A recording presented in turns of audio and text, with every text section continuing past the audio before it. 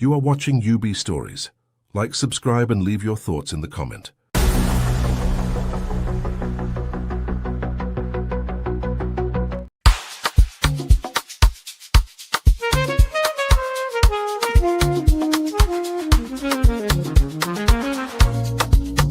Yeah. You be in the building. Hey, vibe with Uncle Bino. Let's go. Now happy hour things, you know. Hang out with you, babe. It's our vibe tonight. Hey, laugh and learn. We're shining bright. Oh yeah. You be stories, life lessons tight.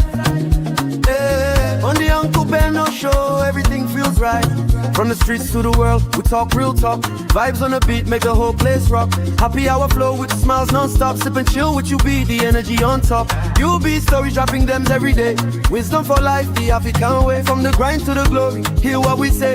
Tune in now, don't delay. Hang out with you, be it's a vibe tonight. Hey, laugh and learn, we're shining bright.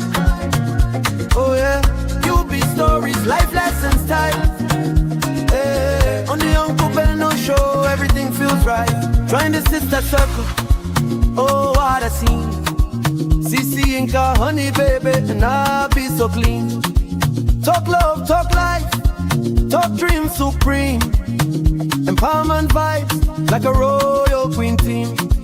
Apollo Sunday school when the beat gets low. A moment of reflection, let the spirit flow. Men of God speaking wisdom, you should know. Faith and vibes on the Uncle Benno show. Hang out with you, be come catch that light. Oh yeah, you be stories, keep your heart so bright. Yeah. Join the sister circle, feel that fire.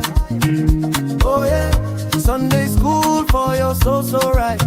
You be nation, we rise together, love and vibe forever. Uncle Benno show, yeah, we outside.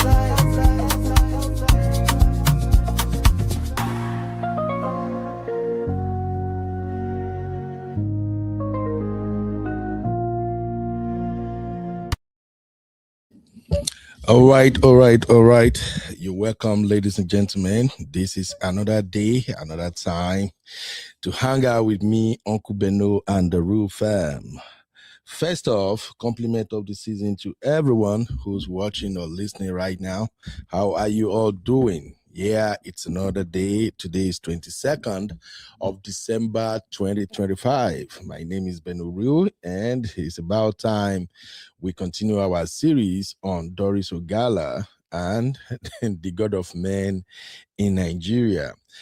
Thanks to everyone who was part of the show yesterday. You all made the show lively. I had fun, and I want to believe you do also. So today, this show is not supposed to be long anyway. It's supposed to be like maybe just 1 hour. But you know, this is Real Fam. And sometimes things they get us to be. Things they get us to be at times when we are here on UB and the Real Fam. But I promise you, my intention is to make the show just about an hour. But then on this episode, we are covering two major issues. Yo, I see my baby, my lady, my paddy, Elizabeth. Elizabeth is actually the first on the charts today. What's up, Elizabeth? Elizabeth say, Uncle Benno, I came early today. Oh, yes, Elizabeth. Now you can finally follow us to Bora Bora. And also my sweet baby girl Abby in the building. See, Abby, you got so many episodes to cover. You should dare to cover. I'm seeing a lot of things that you are the only one who can do justice to those topics. For instance, I see that this guy that dated, what is her name again? This $10 girl, DJ Copy, Abi Kupi, I don't know how they pronounce that guy name. DJ Copy. So I saw that the white dude she was dating earlier on, he's out now. I don't know whatever they are dragging, but I saw a video of I think, is he his baby mama or something, saying some shit. But what caught my attention was that allegedly they said when the guy was dating DJ Copy, that DJ Copy indicated that she doesn't like Nigerian men. I don't know how true is that. So I'm like, I really don't know how to cover these Gen Z people, but I know one person if you do justice to this kind of matter, and no one else can do that than our baby girl Abby on the Recap Central. Of course, you know Abby, they bring her hot. So Abby, that is over to you. And a lot of Gen Z drama did this internet space now, but you know, if I try to venture into that, I would just make a mockery of myself. So I would just leave it to those who really know how to analyze what's happening with the younger folks these days. But we are here today to talk about Doris. In fact, let me activate my background Gbedu first. You know, I like it when I'm talking and that Gbedu, they hit differently. In case you don't know, this is my Gbedu.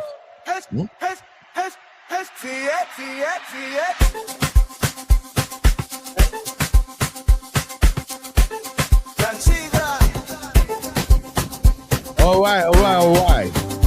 Let me know if you like this Bedu. Tell me if you like this Bedu. You know, in these days of AI, you can become whatever you want to become. So I'm gradually becoming a music producer, and any soundtracks you hear on this channel is actually created by me. All right, so we're going to talk about Doris Ogala, and we're going to give a lot of credit to those who actually made this possible. So first off, I'm going to thank Auntie Aduni. Auntie Aduni made series of calls, and I think she's really a mom, a sister, an auntie to be respected. So shout out to Auntie Aduni. After Auntie Aduni, I want to give a big shout out to our brother, my own brother. For those who don't know, Sowore and myself, we're actually from the same local government area. And I'm beginning to see Sowore in a different light. Let's just be candid. I've always liked him, though. The only thing I do not like about him is his political style. I don't like how he plays politics, but when it comes to being a man of principle and a man of integrity, I think over the years, Sowore have shown that. And if for anything at all, Sowore has demonstrated over and over again that he's really a man of the people. In fact, when it comes to standing for those who has no voice, you know, making significant changes when it matters, especially in a country like Nigeria where all these cabals have hijacked the entire nation, Sowore is doing an amazing job. And I've lost count of how many helpless people Sowore had used his influence, his connection, and his sagacity to actually rescue out of trouble. And in the case of this Doris Ogala, Sowore has yet demonstrated that he's truly a man of the people. So, do me a favor, let us drop some flowers emoji for Sowore, please. Let's give him his flowers. Sowore really tried, because all the news I read this morning, Sowore name kept coming up that he played a pivotal role. So please help me appreciate my brother Sowore. I can't see the flowers now. Where the flowers? Come on. Just check your phone. You go see emoji will be like flower or love. Just drop it for Sowore. It's not easy. You know, some of us, we can be on this social media space and analyze issues, discuss, you know, talk about some critical issues, how it affects our people, and how our people supposed to be set free, supposed to be liberated. But at the end of the day, for those of us who live in the diaspora, we really can't do much, okay? So, but for those on the ground who are really making the stride, let us appreciate them. So please give Sowore his flowers. Now, after Sowore, I also want us to appreciate my brother, my paddy, my own paddy, where I don't even understand where I deal with, but I've always appreciated his work. Very dark man, yes. very, very dark black man. For those who don't know very dark man, make I find one of his image. May I show you, because since our channel is international, I think it's about time we begin to introduce the international community to some of the unsung heroes we have in Nigeria. Now, whether we want to accept it or not, Very Dark Man has become an household name. This guy came from the street. He's on the ground, like he always said proudly. Very Dark Man is on the ground, but whether we're going to accept it or not, Very Dark Man has really created a name for himself, and he has proven time and time again that he don't care anybody we won't follow. He will follow the person, bomber to bomber. So please help me appreciate Very Dark Man too, because in the release of Doris Ogala, the show we did yesterday, I actually played the video of Very Dark Man where he threatened that if Doris is not released by Tuesday, hell will broke loose. So I think the combination of all that culminated into why Doris' release was secured today. So please help me give Very Dark Man his flower too. Let's give him his flower. Now, Very Dark Man is also into some shenanigans. Sometimes he went after people he shouldn't be chasing clout with, but you know, he's human. He's doing his thing. But so far, he showed up when it matters. Let's give him his flower. So, when I no drop flower for my guy, we go fight too. If I no give my guy flower, I no go bora bora. All right. Having said that, let me appreciate our community. What's up, Brew Fam? How are you all doing? You're welcome. So, I see my brother Kene in the building. Bros, where you dey sis now? Kene say, Vdm get power, then release stories. I'm telling you. Vdm power is actually with the rattle. So, any of these people will get skeleton in their closet. If they don't want the rattles to come after them, they just have to quickly do what they have to do. Thank you, Abby. I see my sister Peanut. What's up, mommy? How are you doing? Elizabeth, of course, I saw your comment first, but I think there are other people before you. Lizzie, you won't do eye neck, but I appreciate you, my lovely sister. All right, Auntie Grace, this one is good. It's not this is not your bedtime, so we are lucky to have you. Welcome, ma. My baby, my sweet sister Bilba, the gentle Bilba. We know they take nonsense. You're welcome. Sister O'Shea, what's up, mama? How you doing, Sister O'Shea? Checo, not too much for your area. Okay, who else is in the building? Let's see. Yeah, that mom of 5, the M5, James Bond. I see you, they do your work. Oh, I've just watched your video before I come live, Seth. You know slack at all. You they follow them, bomber to bomber. Thanks, M5. Thanks. God bless you, my lovely sister. All right. People don't play to hear, Sha. That's good. And of course, she Tinker, my own lovely sister, where they help me analyze. You're welcome, she Tinker. And of course, the hottest mama in the building, Doopsy Hot. In case you don't know, now Opeke mo fresh be that too. She's fresh like today bread. Welcome, mo fresh. Thank you very much. And I see Ebu. Is that Ebuka? Okay, Ebuka, I see you. How you doing, Ebuka? Welcome. B-Flex, what's up? All right, let's get down to the story. Yeah, K in the building. K Fabulous. How you doing, K? K say, I'm just getting here. This YouTube didn't notify me. Yeah, we're just starting anyway. So you are at the right place, K. All right. For those who are watching vertical format, please, you can come over to the main show. I think B-Flex or Tosin, they will share the link to the main show So just click on the link and you will be on the main show. Now, for those who would like to lend their voices, maybe you just want to add one or two things to the show. If you can't come in through our StreamYard, maybe you're busy or something, and you just want to call directly through WhatsApp, or maybe you call me directly through your mobile data. The number to call is 512-9. Oh, let me put it so international people can call. The number is +1 512 595 6569. All right. Having said that, let's get the show started formally. Okay? If you're ready, I am ready.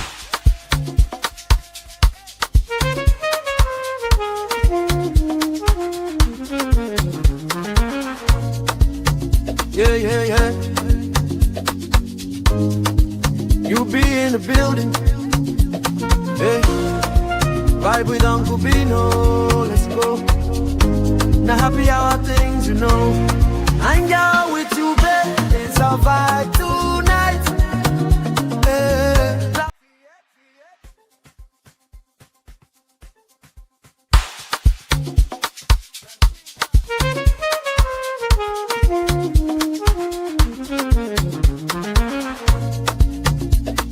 Yeah. You be MC, we rise. Learn the skills, yeah, we go online. I don't know what's going on with this StreamYard. It seems StreamYard just developed a mind of its own. I don't know. Plenty of people, they go live around this time anyway. So let's talk about Doris Ogala release. And I'm just going to furnish you with the information I have on my table. Of course, you know, over here, we go by credible news sources, okay? So, and I'm taking this from Sahara Reporters. People said Sowore is the owner of Sahara Reporters. So, I don't know, but I'm going by Sahara Reporters. These children are home now. I don't know, maybe they are the one messing with my internet. I just really don't know what's happening, but I know it's hanging. I bet this boy don't go to play Roblox again. Hey, Mama Shinko. Anyway, please help me out here. Can you hear me? Is the video having a glitch or anything? Just let me know. If you can hear me without issue, drop a 1. Let me just know that everything is okay. I just restarted my computer. I'm not supposed to be having issue. If you can hear me loud and clear, please drop 1. Okay. All right. Thank you, Tosin. So, yeah, Sister Yinkus.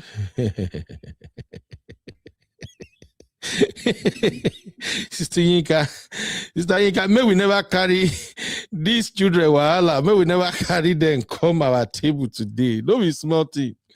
Once they are on holiday like this, they will just consume anything in the house. The internet. You can imagine some of them, they will have their tablets on, phone on, TV on, computer on, everything. So if you have 3 kids, definitely about 9 devices may be using your internet at the same time. I don't tire for them, man. But what can we do? We have to give glory to God that they are always here. All right.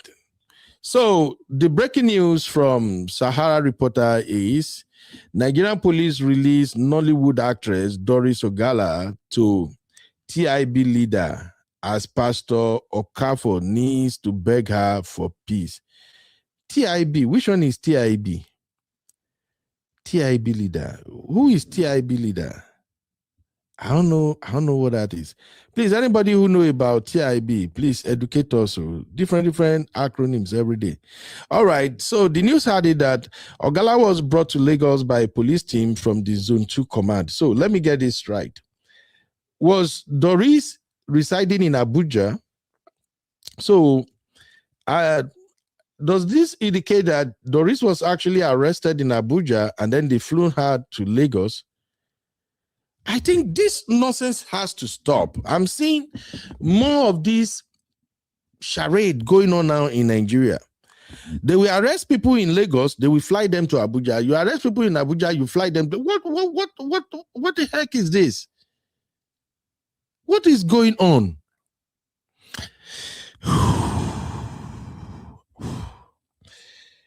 Oh, man. We have a long way to go in Nigeria, honestly, but let me still give you the report. So, the Nigerian police force has released Nollywood actress Doris Ogala in Lagos after re-arresting her in Abuja shortly following her bail, Sahara Reporters has learned. Wow. So she was arrested, granted bail, and then rearrested. Drama shall never end. So Ogala was brought to Lagos by a police team from the Zone 2 command. The incident reportedly escalated when Ogala's lawyer, Masha Abubakar, attempted to document the police actions. Sources said officials violently attacked Abubakar, seized his phones, and accompanied Ogala on a flight to Lagos. Sahara Reporters learned that a Take It Back movement. Oh, so that's the TIB. A Take It Back movement coordinator, Jamiu Towolawi, aka Jamo, secured the actress release by getting her bailed. Following her release, Pastor Chris Okafor of the Mountain of Liberation and Miracle Ministry, also known as Grace Nation Liberation City, met with the actress and urged her to allow peace to prevail. Sahara Reporters learned that Okafor appealed for reconciliation and pleaded for an end to further hostilities. Today, a Take It Back leader, Jamiu Towolawi, aka Jamo, arrived at its Zone 2 command to demand Ogala's immediate release, a source private to the information to Sahara Reporters. Dramatically, Pastor Chris Okafor, who was at the center of her arrest and controversy, arrived at Onika and pleaded with her to allow peace to reign. It was obvious her arrest was instigated to bully her, and upon seeing she is refusing to back down, the pastor fell flat on his knees and begged. I think I need to emphasize that again. In fact, let me take a screenshot for reference sake. Yeah, there we go. All right. In fact, let me take a bigger screenshot because we're going to come back to this. I'm going to need the roofer to give me their take on that. So I'll take it again. It says, dramatically, Pastor Chris Okafor, who was at the center of her arrest and controversy, arrived at Onika and pleaded with her to allow peace to reign. It was obvious her arrest was instigated to bully her, and upon seeing she's refusing to back down, the pastor fell flat on his knees and begged. The pastor spent close to an hour in a closed-door meeting with Ms. Ogala in private. They met in a secluded space devoid of third parties. After their peace meeting, the police released her to go on health grounds. Really? With Chamo serving as shorty. The police also released the 2 phones seized from lawyer Masha Abubakar after the actress was released in Lagos, asking that the arrest video should be deleted as they couldn't access the phones. But the TIB coordinator rejected the condition, and the police later let Ogala leave, the source added. Now, here is the background. On Sunday, Sahara Reporters reported that what began as a legal showdown over an alleged promise to marry took a dramatic turn on Saturday as Ogala was arrested while speaking during a live stream interview. The unexpected development played out in real time when the program host suddenly interrupted the conversation to ask, "The police are in your house?" Ogala replied, "Yes, the police are in my house." The arrest came amid a flurry of allegations made by the actress against Pastor Okafor, whom she had formally accused days earlier of breaching a promise to marry her. On Friday, The actress shared a post that appeared to show Okafor in a private setting. The post was later deleted. The image depicted a man topless and wrapped in a towel at the waist inside a bedroom. She claimed it was his bedroom, alleged he had just engaged in sex, and warned that they would soon release the full video. Last week, Ogala, through her lawyers, Synergy Law Partners, issued a demand letter dated December 16, 2025, seeking 1 billion naira in aggravated damages from Pastor Okafor over what her legal team described as a broken marital commitment. Wait, I need to drink water. These women. Wait.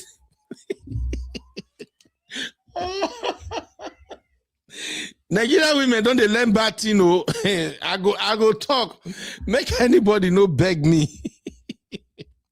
I must talk. Nigerian women, when I don't they learn bad, you know. Hey, how would you sue somebody for 1 billion over marriage?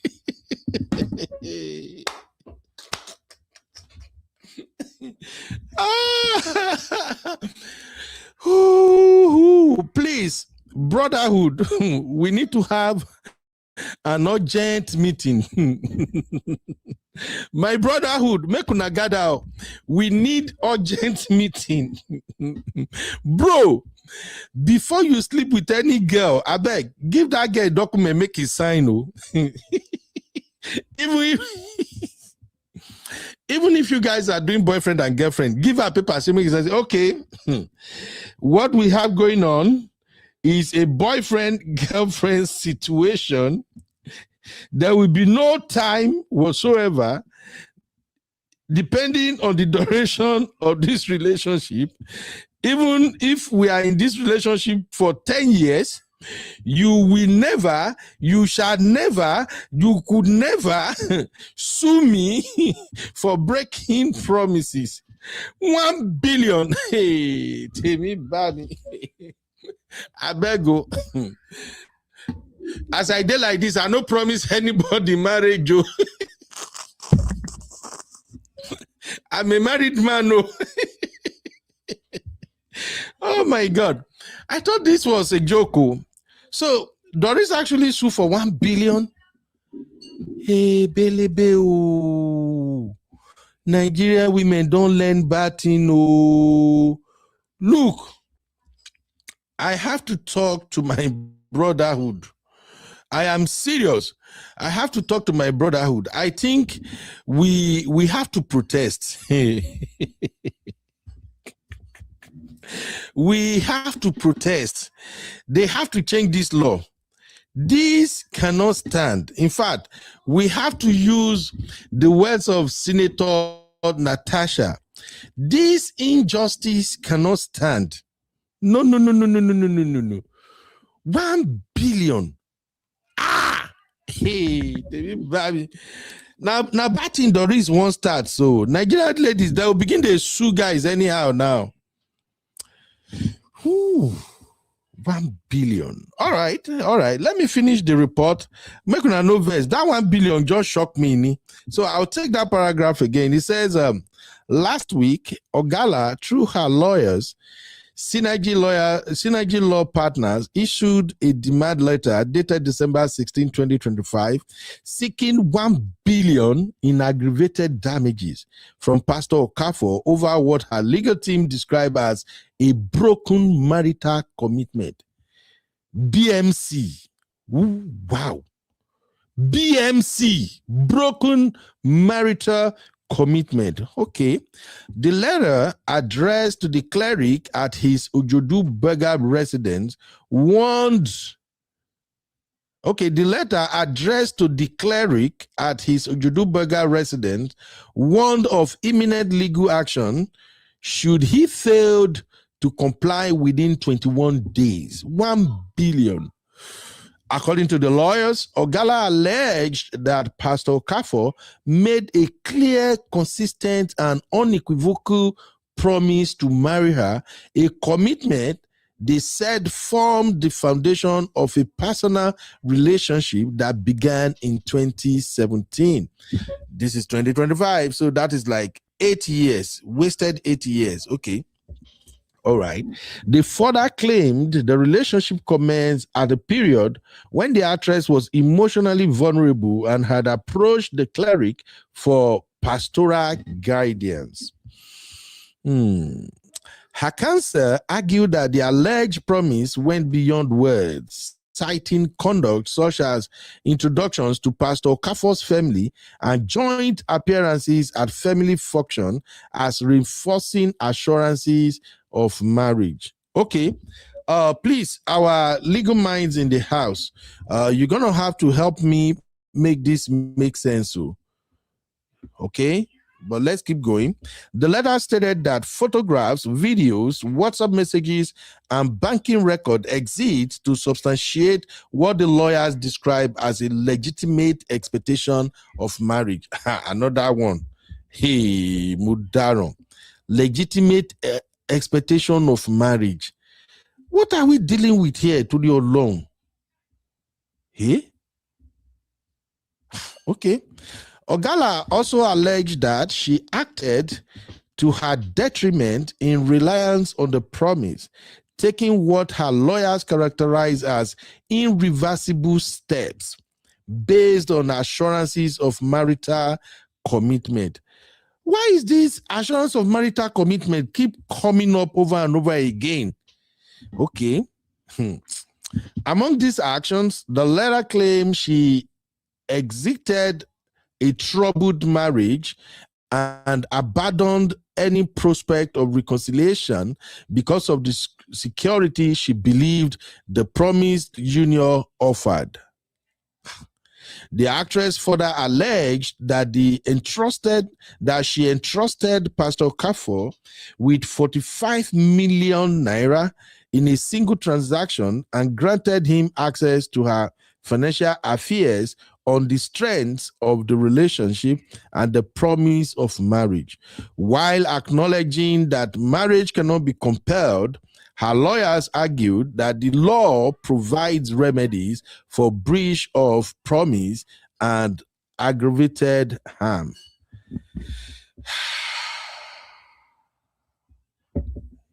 My God, my God.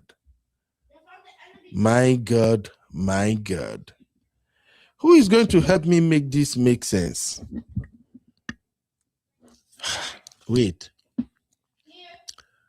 Wow. This is wow. Are we sure Nigeria have a law that supported this?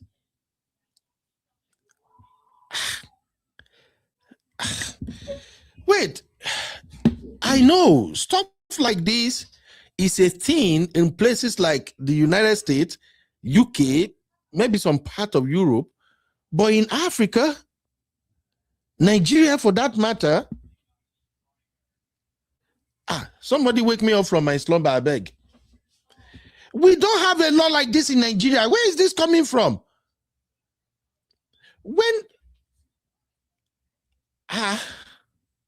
Hey, this better not be, because I can foresee a situation where a lot of men will go to jail in Nigeria.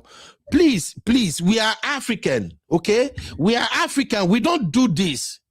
Let's not legalize nonsense. So it is not today that a man and a woman can date each other, they can befriend each other, and if the relationship doesn't work out, it doesn't work out. 1 billion. Ha. No. I may not support Pastor Chris for whatever had happened, because so far so good. We have really not heard his side of the story. I know he may not have a relevant side to this story, but this detrimental, what did they call it again? I need to write this thing down. I need to speak to all these younger folks who, hey, let me see. Where is it again? Detrimental Broken marital commitment. That is number one. I don't learn something today. Broken marital commitment. Okay. And then what else did she accuse him of? Legitimate expectation of marriage. Legitimate expectation of marriage. No wonder these young boys are crying about what is happening in relationship these days. What is this? What is this? Kilele Tori Olorun. Now all my system don't scatter, and I'm not even the one that want to marry. Hey, for those who want to join the show real quick, please use that link. Let me even call. Maybe they know say I could day like maybe 1 hour late work. Hold on. I never heard this one before. Please give me a second. Give me a second. I want to make a quick phone call.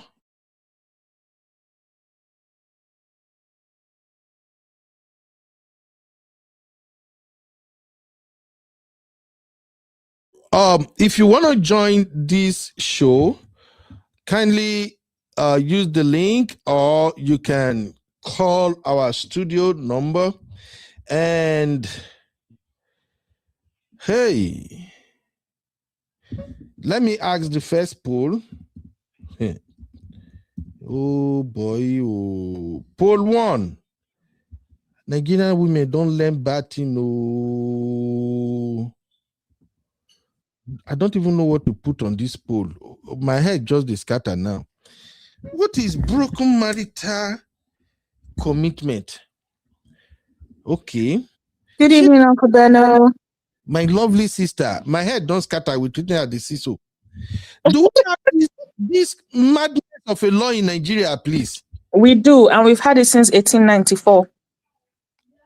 And I can give you some cases on the matter. And Please. I think I'll need to first of all start with a little bit of a history of Nigerian law. What constitutes Nigerian law?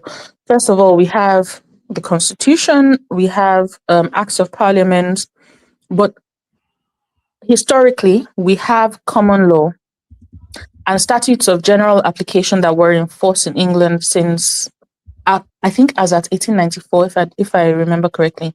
So statutes that were in force in England as at 1894, and then common law, which is received English law. Please, any lawyers, correct me, because my legal methods and is suddenly blurry. The year is suddenly blurry. I'm not sure if it's 1894, but I think it is.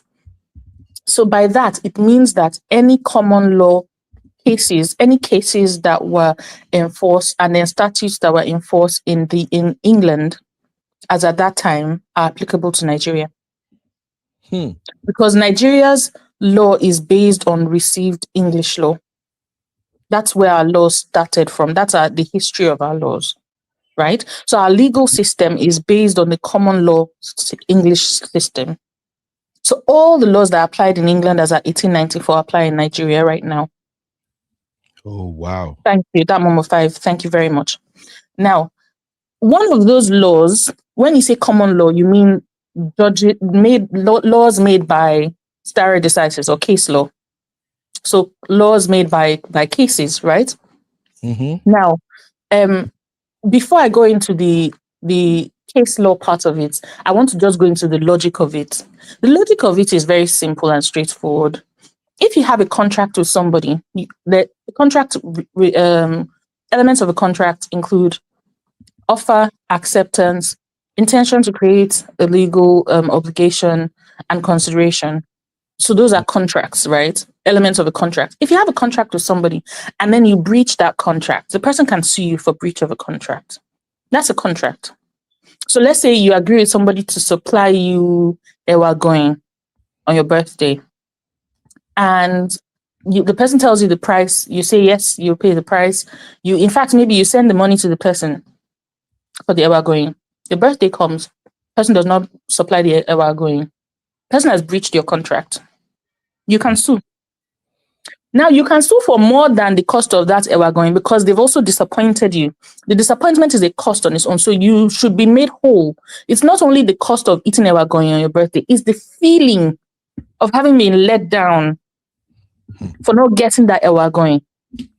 So you should sue for damages for that feeling, in addition to the person making you whole. So restoring your money. So now think about it in terms of marriage. No, first let's think about relationships. A man can approach a woman for friendship, intimate friendship, without using the words marriage and promising marriage, just by his good character, his charm. You know, the thing is, these days, it seems like for two reasons, men are short on charm. One is money. So men think that they can throw their money around, and so, you know, charm is not required.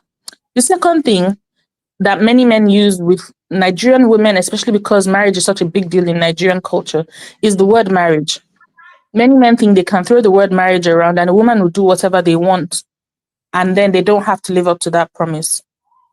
Which is why using the word marriage without the intention, or offering the promise to marry without the intention to back it up, is a manipulation tool. So a man who, with good conscience, is pursuing a woman using his charm and good behavior and all his good graces does not have anything to fear. A man who is promising marriage without the intention to follow through is manipulating a woman. And we can see that that was the case in Doris's situation, because from what it appears to be the case, from what Doris alleges happens, because Doris alleges that she was induced on account of the promise to marry to do things for him that she would not ordinarily have done.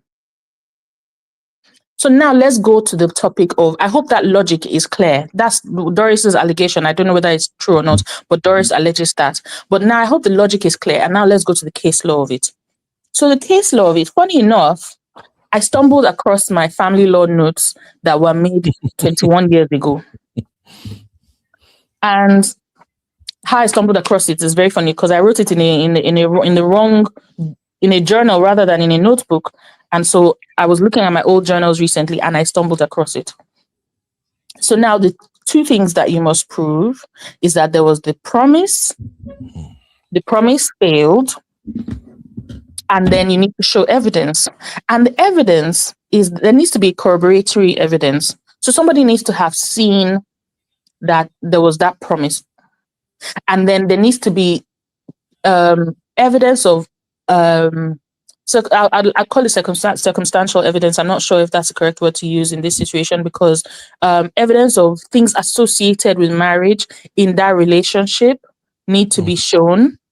And if such things like taking you to the person's parents, attending functions together as a couple, and on top of that, now you can attend functions with your girlfriend without having made a promise to marry, and that's not a problem.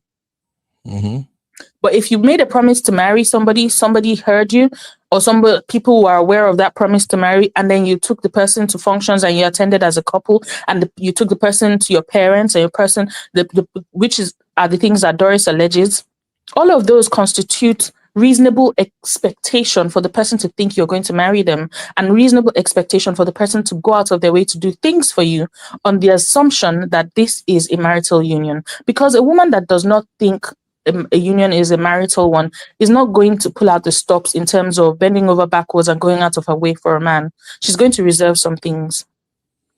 Okay. And many men know that. And so two cases, sorry, Uncle Benno, you can carry on. No, just finish. Okay. I just have a quick question. Two cases that people can look at are number one, Besseker and Stern, and number two, Wildman and Wolcott. In Nigeria? They apply to Nigeria. Whether or not they were litigated in Nigeria, they apply to Nigeria. Okay, I'm not a lawyer. I don't really have a good basis to argue that. But this is what I wanted to ask real quick. We have Auntie Grace and Uncle Dayo in the building also. But I quickly want to ask this. What if the man has reasonable reason for not wanting to marry her? Well, he can adduce his reasons, and maybe that would be his defense. Because if he says, for instance, she did something to constitute, to make him feel that this was unsafe, that would all be argued before a judge. I don't know, what the situation would be. But then again, the man would have to prove that he knew those things after he made the promise. Okay. He didn't know those things before he made the promise. So this would all be, these are matters of fact, not law. So the judge will decide on the preponderance of evidence before them. And that just means balancing the matter. So because this doesn't have to be proven with beyond reasonable doubt, it just needs to be on the balance of probability. So the judge will look and say, okay, when did you find out that, let's say you're saying the woman has let's say she lied to you about her age. Is that really a reason for you to say you don't want to marry her anymore? Does that make sense? Did you, the real age, was it within the ballpark of the lied to age? Okay, let's say now it is that you found out she was already married to somebody else. Of course, that's a great defense. Okay, if I'm going to play devil's advocate, what if Pastor Chris argue that Doris has criminal tendencies? Well, what does he? I don't think that's a solid reason without adducing evidence of what he categorizes as criminal tendencies and actions that show she has criminal tendencies that were committed after he made the promise to marry. Doris said it herself. All those times she says she's helping them to nullify cases, destroy cases, getting money, working with prophets and all of that. A reasonable man should know that this is not a woman you want to be married to. But so a reasonable judge will say that the woman is only doing that because her husband-to-be is asking her to do it. She wouldn't do it otherwise. But that borders on morality. Even if the husband asks her to do it, as somebody who has morals, she should have rejected.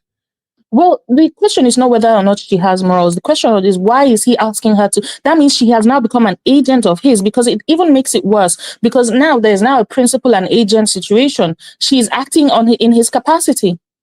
But he can claim she offered to help. It happens all the time. When two people are dating and the man is in trouble, the woman can willingly say, okay, babe, let me help you. Let me help you out this way. Oh, I can do this for you. I don't make them want to not just bring this to Nigeria. Uncle Beno, did he enter Nigeria since Adam was a schoolboy? Not be today. Okay. Uncle Beno. Yes, ma. They come, ma. No verse, ma. Fresh starter, my lovely sister Oyinda said, did he pay her bride price? Maybe that's the foundation of the lawsuit. Bride price were not paid. Showing up actual marriage in customary law. The paying of the bride price is the marriage in customary law. So that's not even a promise. That has actually legalized the marriage under customary law. But we're talking about the promise. So we have not even gotten to bride price. Is still is already a concrete thing. The thing about it is that a man knows that if he tells a woman, I will marry you, there are things that women are resourceful. They're very, very, very resourceful. And men know that when they promise marriage to a woman, the woman would, there are things, because she will think she's in partnership with you. So she begins to protect you the way she protects herself. And a woman is a nurturer. And the courts know that puts the woman on the back foot. Okay. And men who utilize this to manipulate women should pay damages for it. Wow. Shitika, please hold on. You're still going to help me break a couple of things. Let me be finishing my dinner. I'm listening, Uncle Beno. I'll mute myself. All right, okay. My sister. Thank you very much. Shitika, how are you? It's been a long time. Auntie Kness, lovely to hear your voice, Auntie. Lovely to hear your voice, darling. It's been a long time I heard from you. It has. Yeah. Uncle Daniel, I'm not Uncle Dayo, good evening. I'm not coming from a lawyer perspective, okay? I'm coming from a layman perspective. Yes, ma'am. You ask, what about if this man has a reason why he decided not to marry her? Maybe because she has some criminal tendency or whatever. At what stage did he notice this? How can you keep somebody who you think is harmful to you for 7 years? Why have you not ended that relationship all the while? If that is what the problem is. And we've said all sorts of things about Doris. I'm not supporting her. If you look at how Doris came with all the power, all the strength, there's a lot of things that Doris is holding against this man that he has nowhere to run to. That is why Doris had the audacity to do everything that she's been doing. They are both as bad as each other. Chris, because I refuse to call him pastor, Chris cannot say this woman is bad because if there's any other word, he is baddest. So, coming to look at it, Doris has photos, according to her, where they were going to function with Chris' children. This is parents that he said they are the Thanksgiving in the church on Sunday must have met with this Doris. I'm sure because he was hiding his immorality, he must have introduced this same Doris to the church, but we are not fornicating though. I'm sure he must have done it. Doris has a lot of things. I'm now beginning to think that this woman is intelligent. She knows what she's doing.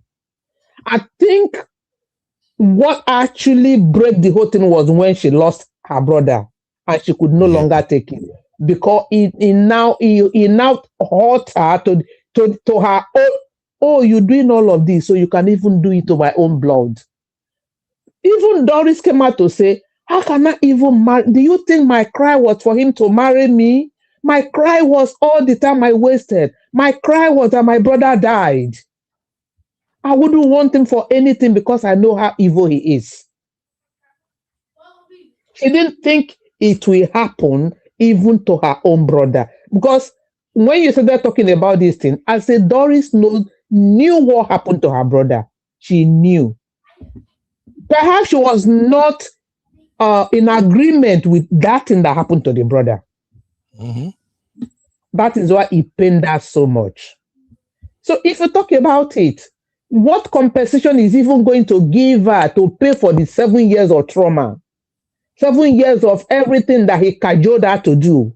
Yes, she was not supposed to do it. They were in together.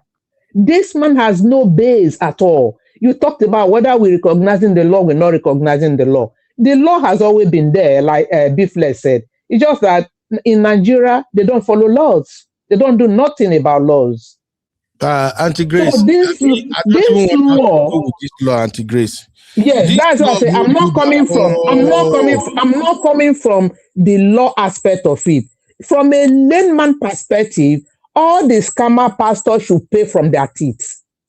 Perhaps Doris know the area that he makes his money from. Doris know his word. Doris know how. Do you think this like their money is just only tithe and offering?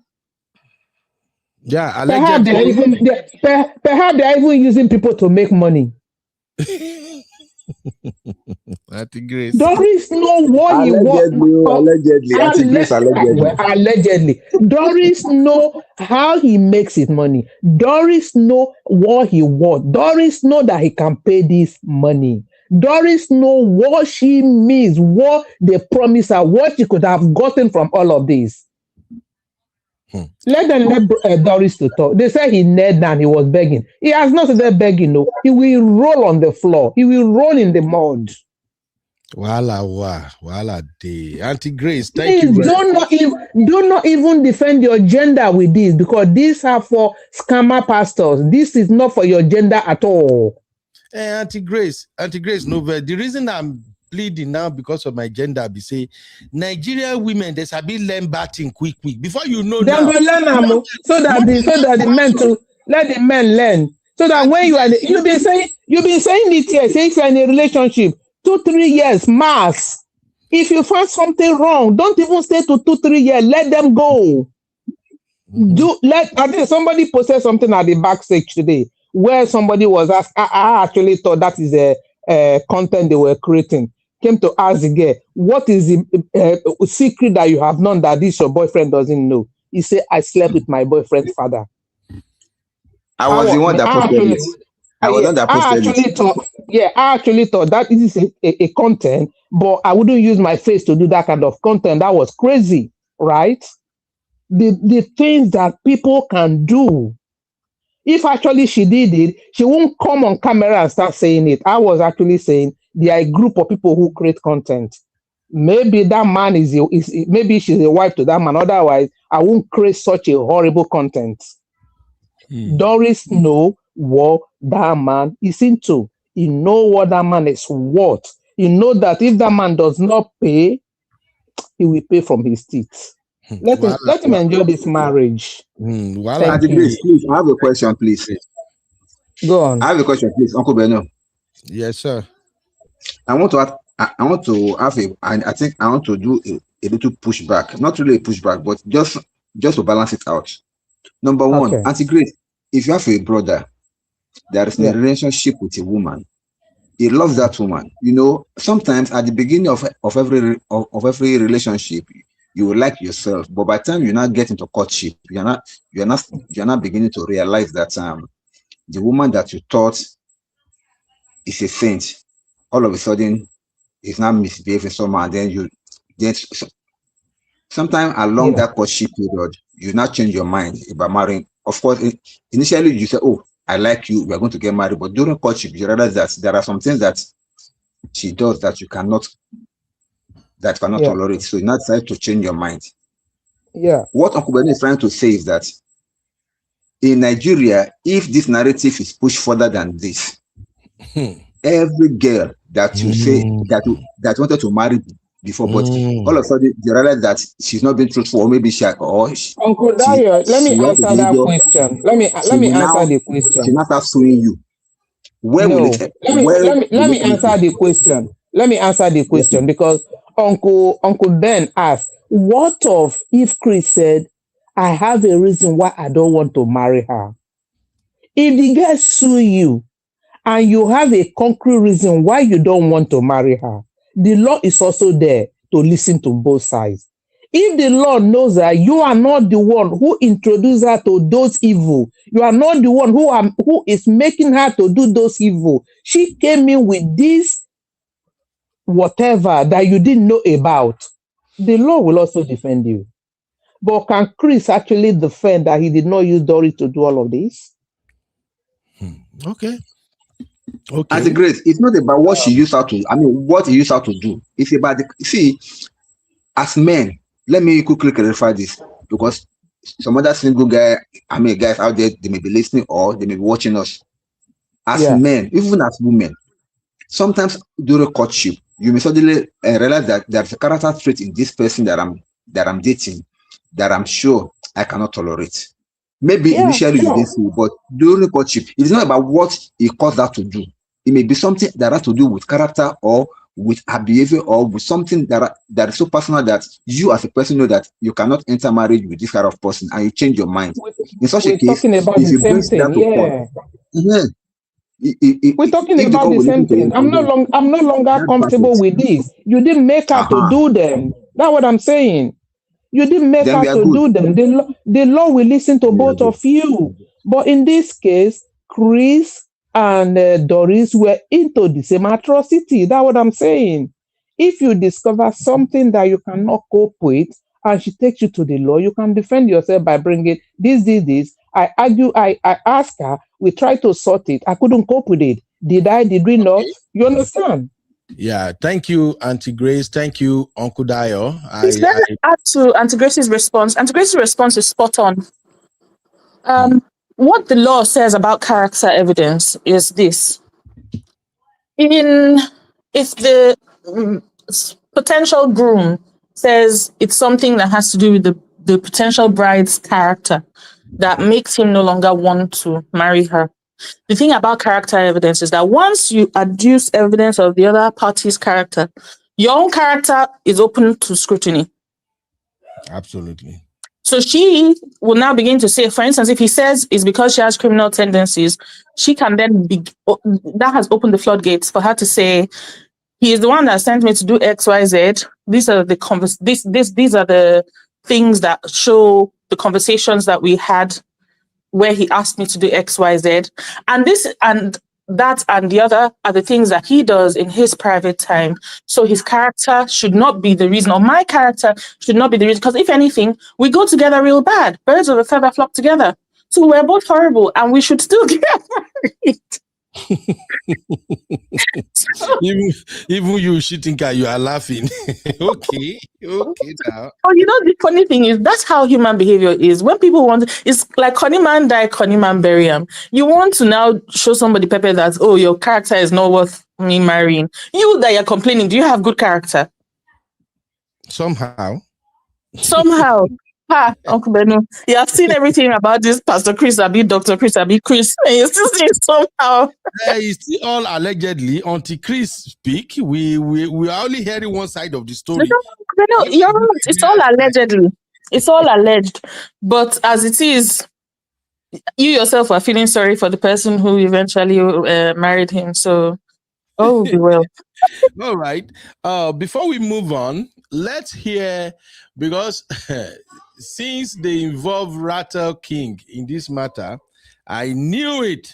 I know say water go soon pass Gary. Doris and Pastor Chris might have knelt down and begged Doris for over 1 hour. But remember, Doris already sent a lot of evidence to the Rattle King. And I know the Rattle King may not sit on it. So, Very Dark Man is speaking already. Thank you, Mom of Five, for sharing this video at the backstage real quick. So, let us hear what Very Dark Man has got to say. Okay? So, maybe those secrets will begin to reveal themselves small. Give me just a second.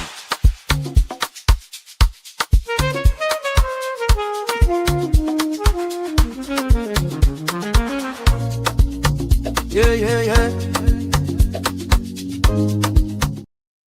All right, let us listen to VDM. Here we go. Pastor Chris Okafor, it's a good thing that you released Doris Ogala before the Tuesday deadline. But the honest truth is, I actually didn't have any proof. I said Doris Ogala sent me some things. I didn't have any proof. I have what was bigger than the proof. Let me give you a snippet of it. And trust me, I might even actually still post it, Watch. All right, so what is your name? My name is Chief Okafor, the daughter of Pastor Chris Okafor, the founder of Liberation City, Ojodo. So Ms. Okafor, you reached out to me when this whole Doris Ogala thing is happening, and then you said you have a lot of things to say about your father. First things first, I was not going to put your father because it was going to go with me, but these things are too weighty for me to say with my mouth. I want you to know directly from you, I experienced it, what you went through. You, your sisters, and your other siblings are currently staying in the house with me. So, okay, now. It took me so much courage to come here. I can't believe he had to resort to me coming to talk about the man that brought me into this world, my own father. Voila, too, wow. Sometimes I wish I had the blood of an animal running through my veins instead of his own.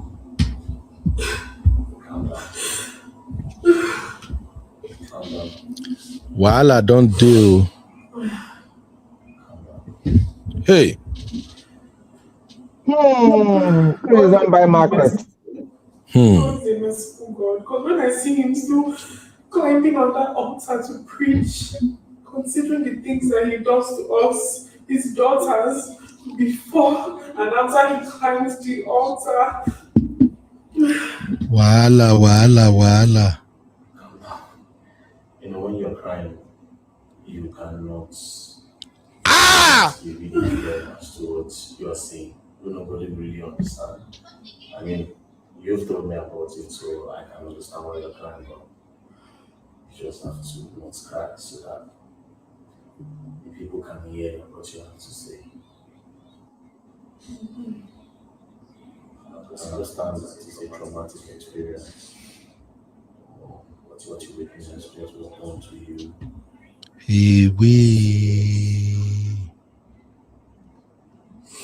You see, I just had to cut it because if I post everything, nobody will be in your church. Hey! And like she said, I don't even know how you still stand on the altar to preach. Thinking about everything I experienced that she shared, the testimony from your other daughter in Canada, the other one, you are a beast, to say the least. But may God forgive you. May God forgive you. May God forgive you. I might have to post everything because I don't know if I can hold it. The world needs to know who you are. Oh. All right, so Pastor Chris Okafor, it's a good thing that you released Doris. Oh, let me find one comment here. I think somebody, is this Sister Yolanda? Somebody said earlier on that the best thing for Pastor Chris is to settle Doris sharp. But This is not only Doris again now. Auntie Grace, how did you read my mind? This one don't pass Doris. See, now the worst person to send evidence. Very dark man. He don't buy market forever. This guy don't make himself the police of the people. And it's really actually the police of the people. Wow. Very dark man will not take 30 million. No, he not take 1 billion. So what's he gonna do? Doris will take money and be silent, but very dark man will not. This is the comment I was looking for. Sister Yolanda said, if Pastor Chris have any common sense and he wants to keep his church, he should settle out of court. Some serious secrets will come out. See, I swear, very dark man go release this thing. Yesterday's show, when I started, during my monologue, I said, powerful people usually get away with a lot of stuff. They get away with so many things. People have influence, they got connection, they got money. They get away with so many things.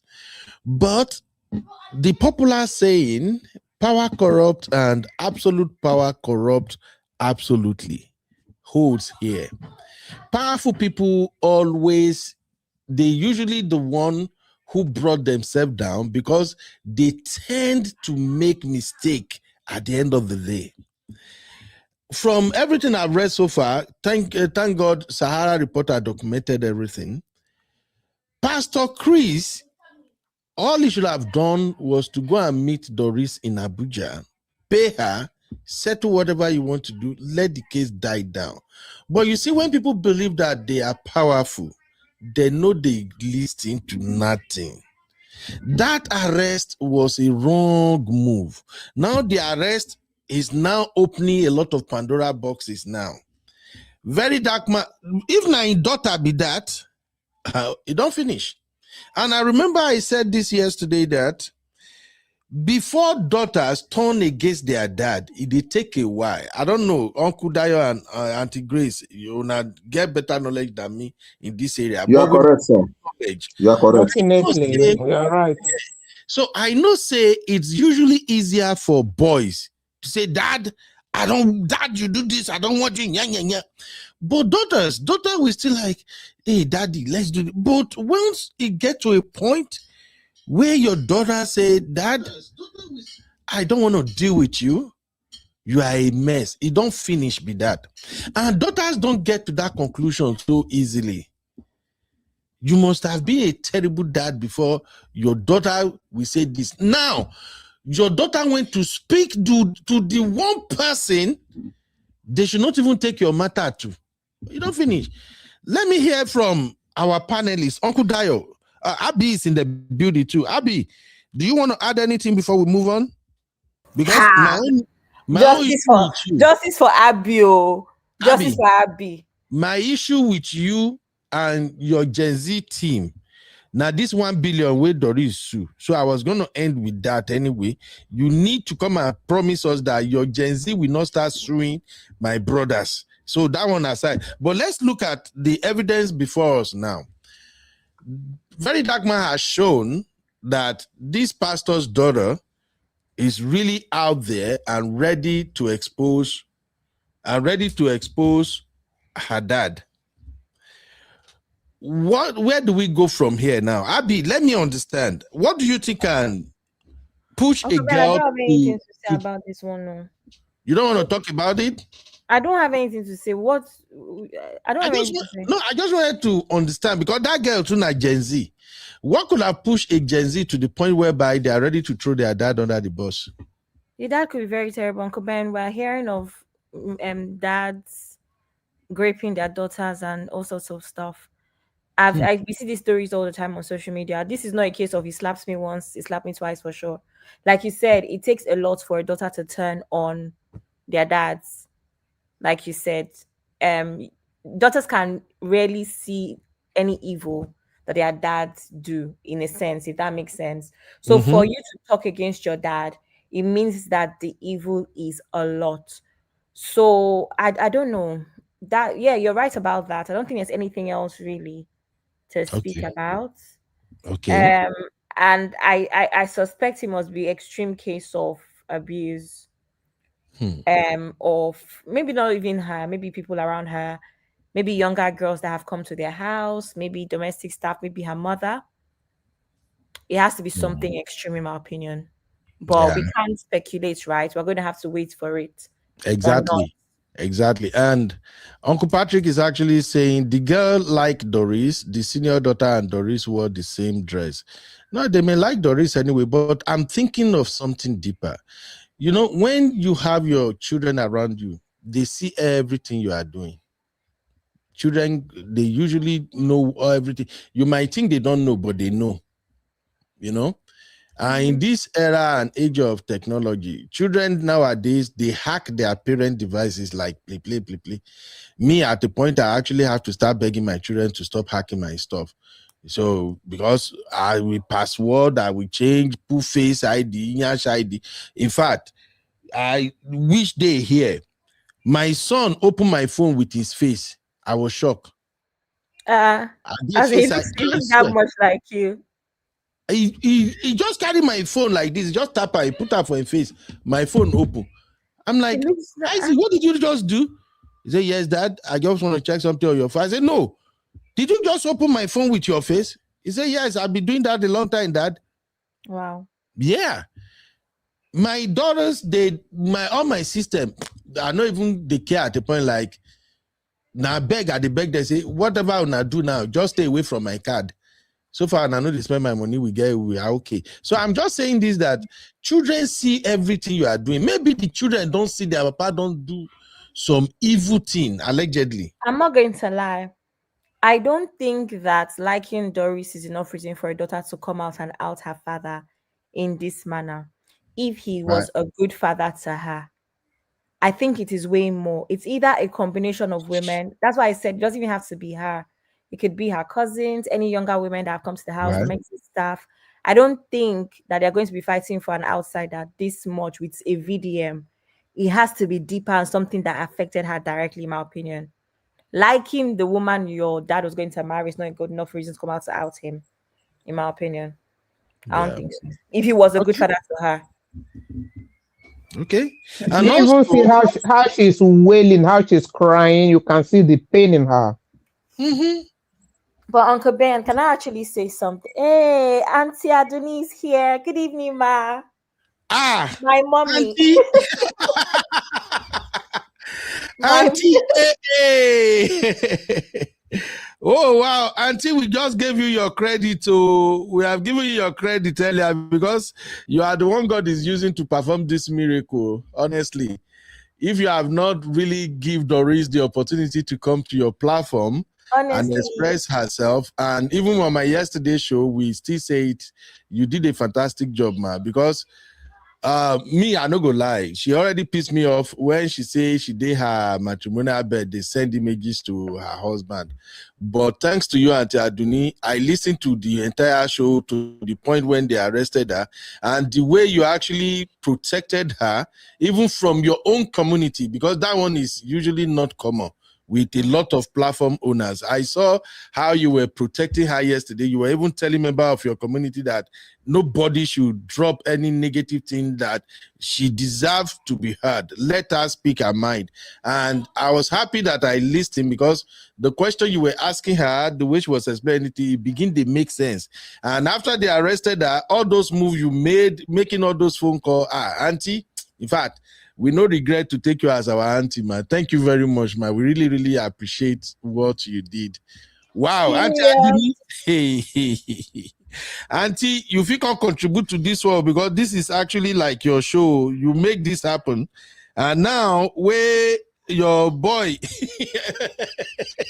our boy Vdm, don't jump for this matter. The matter don't they expand now. I'm just asking, before we saw you in the comment, man, I'm just asking, what could have pushed a daughter to the point that they actually wanted to like expose their dad like this? So I'm going to play the video again, because this thing do me like magic. I don't even know the video is there. I asked my team to check VDM page and tell me if you uploaded anything. Before I started the show, they said nothing until Mom of 5 sent this to me. So may we hear VDM again? Before the Tuesday deadline. But the honest truth is, I actually didn't have any proof. Wow. I said Doris Ogala sent me some things. I didn't have any proof. I have what was bigger than the proof. And let me give you a snippet of it. And trust me, I might even actually still post it, Watch. All right, so what is your name? My name is Chi Okafor, the daughter of Pastor Chris Okafor, the founder of Liberation City, Ojoju. So, Mr. Okafor, things happening, and then you said you have a lot of things to say. Uncle Ben. Auntie. When you are ready, you can put me on. Okay, man. Make I even stop and I'm not waste your time, man. Auntie Aduni is on the call, everybody. I beg, make me welcome Auntie Aduni first.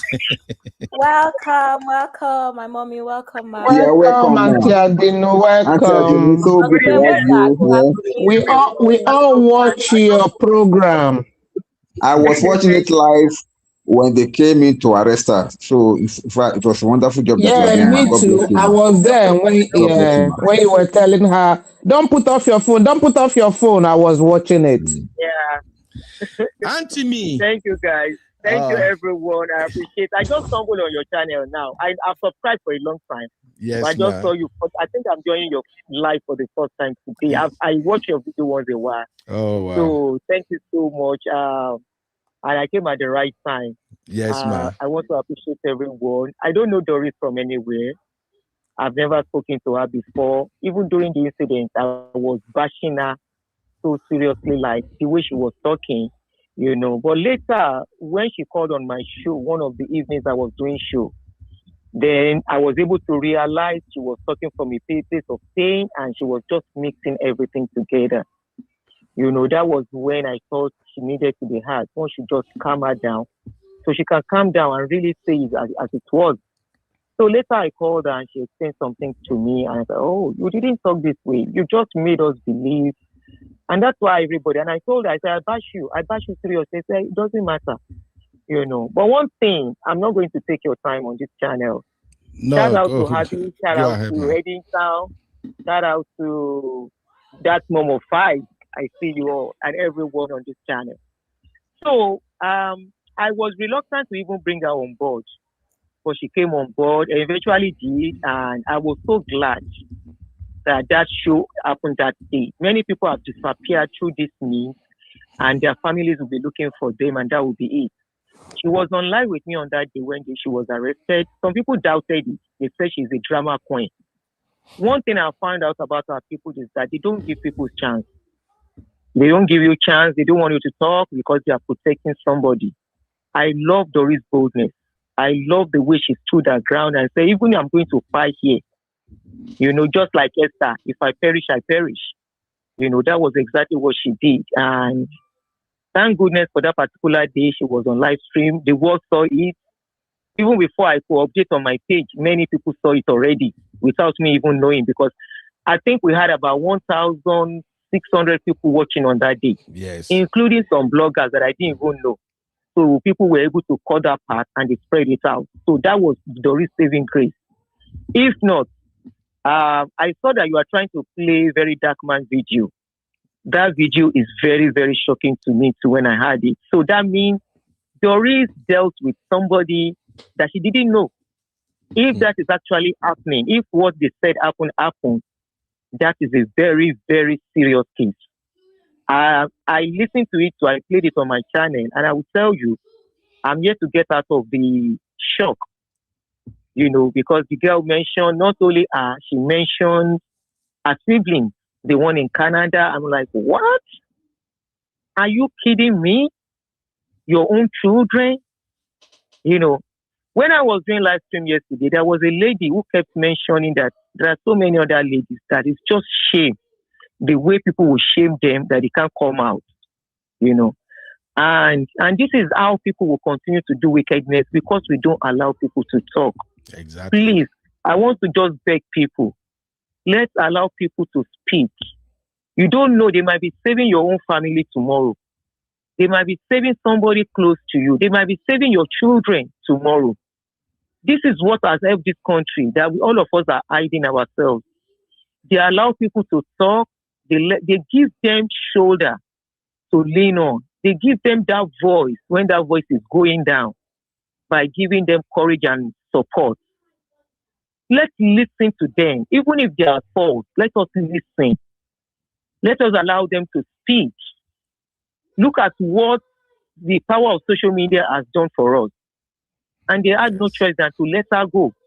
Some people were saying it's because you can't put somebody in prison for 24 hours. No. Harrison was kept with police for more than 2 weeks and nothing was done. Nobody could bail him out of anything. They wanted to bail him out. They didn't allow them. So that tells you that if they want to lock you up, they will lock you up for the next 6 months if nobody says anything. So the voice of the public has helped Doris to be out. Are we saying Doris is a saint? No. Are we saying she's totally bad? No. What we are saying is that she deserves to be heard. She deserves to be listened to. She was the one who walked the walk and went through what she went through. So this is why we should allow people to tell their story and we listen. Then we can now make conclusion from there. And I'm not saying everybody should be on the part of somebody. No. It's okay to have your opinion. It's okay to be not to buy the story. It's okay to see some things that are bad. The case of baby testimony too is there. That is the job of the government, the job of the police. She might not even know the true story about testimony. It's what they told her. Okay? She might not know the true story. Yes, she played a role in bribing bloggers to cause bloggers to fight each other and the story went down. Yes, for that she's guilty. But does she really know the true story behind baby testimony? Was she really told the truth about baby testimony when they asked her to go forward? These are people that are smarter than her. These are people that have been in serious business that's unthinkable.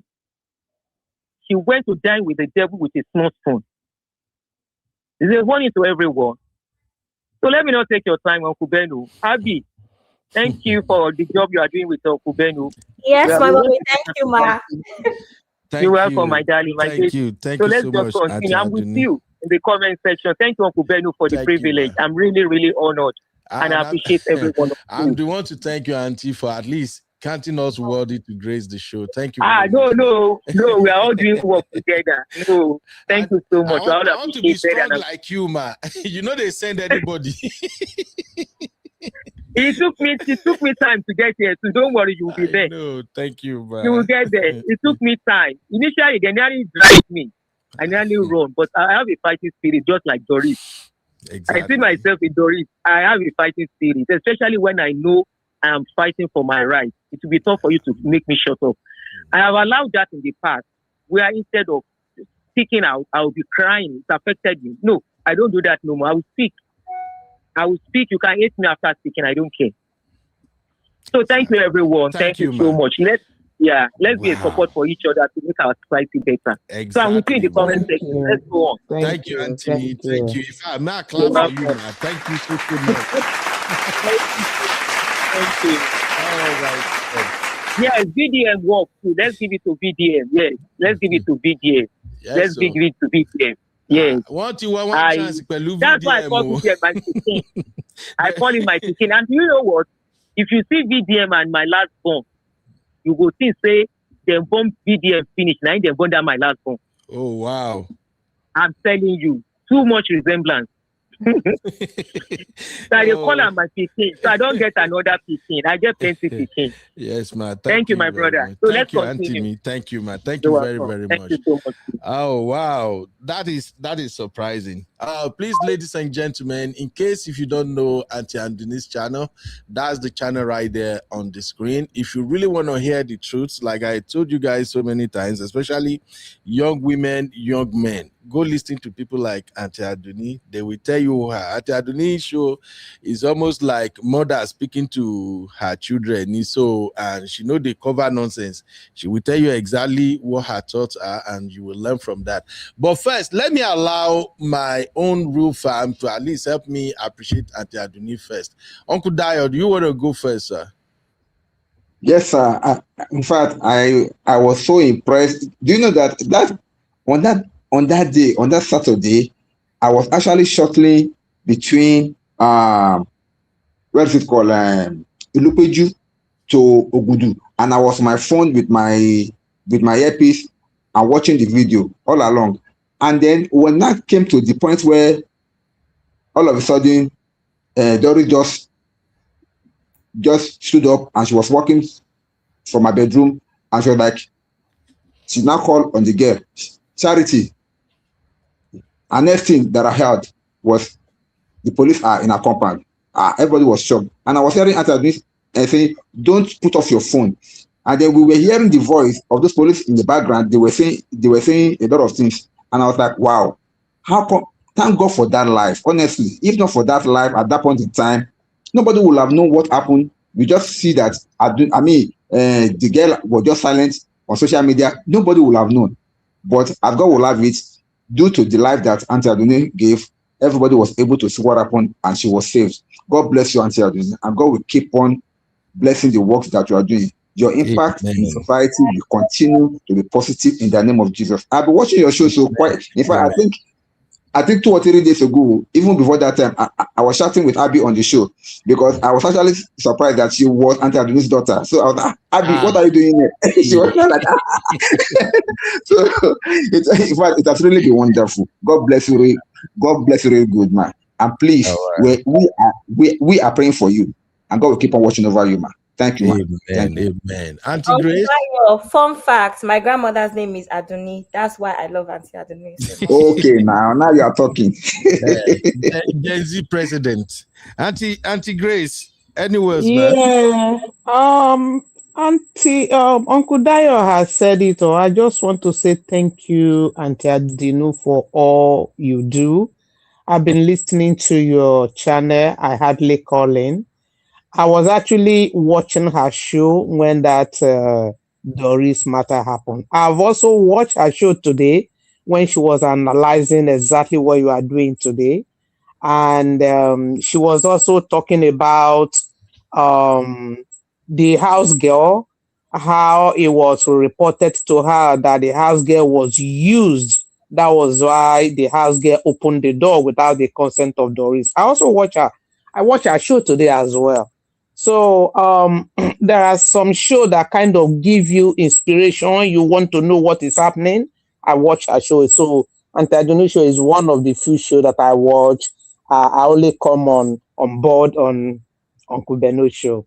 So Auntie Adunu, thank you so much for all you do. We appreciate you. We love you. I just want to say, may the good Lord keep you and strengthen you and give you all you need to continue to expose all this evil in our society in Jesus' name.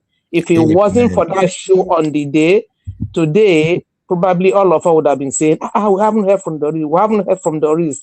the next thing you will hear, oh, is into drugs. They've taken her to rehab. That is the story of our gender. Anything happen to our ladies, these men will come up with she's into drug and then she's in rehab. Thank you so much for especially for that day. God used you. We appreciate you. God bless. Thank you. Auntie Grace. Auntie Adini did amazing job on that deal. In fact, I was actually worried for her. Like I said yesterday, if I had a number, I would have called her or text her, because there is something about mothers. No matter what they're doing, immediately mothers see danger. You can see the way they will react. So immediately the police arrested her. I was looking at Auntie Aduni. She was just let me call this person. Let me call that person. And I just feel like this is motherly instinct that kicked in. Although people who were watching, they might think, oh, this is content, but that wasn't content or anything like that. She was making calls, practically calling everybody, because that's what mothers does. When they sense danger around their children or any children at all, they just spring to action. So thank you very much, Auntie Aduni. Uncle Patrick also said, well done, Auntie Aduni. If not for your interview with Doris, we may not know when she was arrested by the police. Good job, AA. Thank you, Uncle Patrick, for that. Sister Yvette also said, Auntie Aduni broke the internet with her attempts to help. Absolutely. All right, now I want to Can I say something we can learn? Go ahead. Can you say something that we can learn from Auntie Aduni? Because I talk about this on different shows about like empathy and being able to shift. Where initially we were all mad at Doris. Oh, you're an accomplice, you're this and that. But I think, and we speak about this as well with feminism as well, don't we? Where there has to be an underlying case of empathy wherever you treat, regardless of how badly you feel or how strongly you feel about what the person has done, right? And that's the one thing I learned, because obviously I watch Auntie Adoni a lot, and the shift from, this is what Doris has done, Doris has to be held accountable, to being willing to listen, because I find that a lot of people will not even do that. They will stick to, their own, should I say, beliefs or judgment of what they believe has happened. Even if we all know that nobody is perfect and anybody could be in Doris's situation. I had said this on previous shows where I said, if we're aware that a lot of these pastors, in quotes, I be God of man, in quotes. God of man. And their customers, like Auntie will say. Yes. If we're aware that they use a lot of spiritual manipulation, why do we not give people the benefit of the doubt here and there?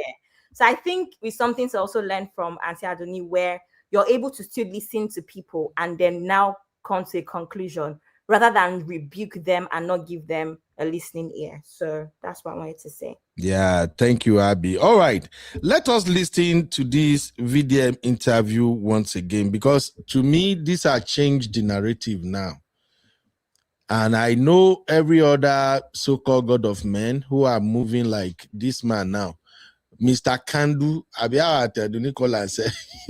Mr. Kandu. Those who move like him, I think this should send some message to them. And I don't know, I'm going to sit on Very Dark Man page all day long. In fact, I will tell my ladies now there I make all of them sit down. Because I know, say, all those secrets where they send to Very Dark Man, yeah. If Very Dark Man venture see the one way relate to Pastor J. All right, let's take a listen. For me to say with my mouth, I want you to come directly from you that experienced it, what you went through, you, your sisters, and your other siblings that are currently staying in the house with him. So it took me so much courage to come here. I can't believe he had to resort to me coming to talk about the man that brought me into this world, my own father.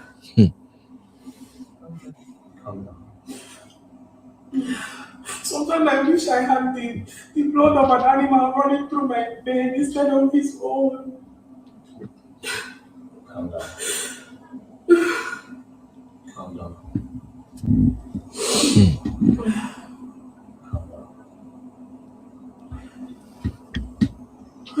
God is really merciful. God is a merciful God. Because when I see him still climbing on that altar to preach, considering the things that he does to us, his daughters, before and after he climbs the altar.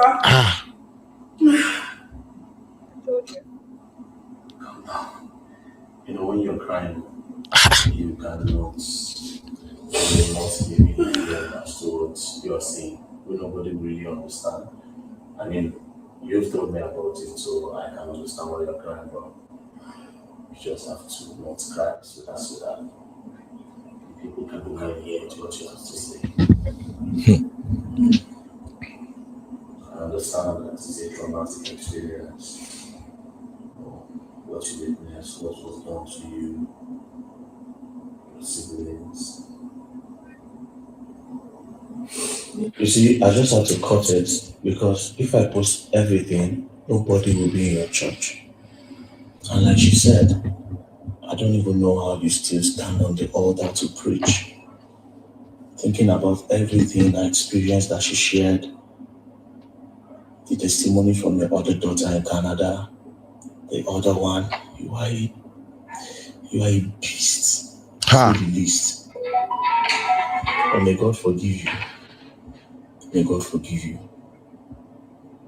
May God forgive you.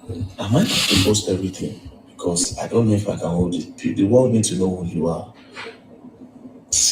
All right, so Pastor Chris, this shouldn't be what I'm thinking, because the daughter said, if I think about what my father did to us, the daughters, before he climbed the pulpit, and what he does after he come down from that altar, that is giving negative signal. Uncle Ben, didn't I already tell you what I suspect it is? Told you. Uncle Beno. Yes, sir. You are a father. I'm a father also. And you said something earlier on, which I'm so happy that our dear baby in the house, Abby, shed more light on. And I go with Abby 100% on this.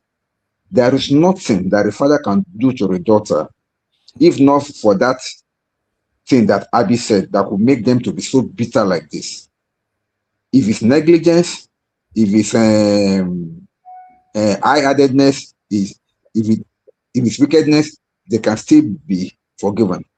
But there's only one thing that you and I know. Once that father crossed that line, no child will have pity on that father anymore, because it's like destroying their life even before they started.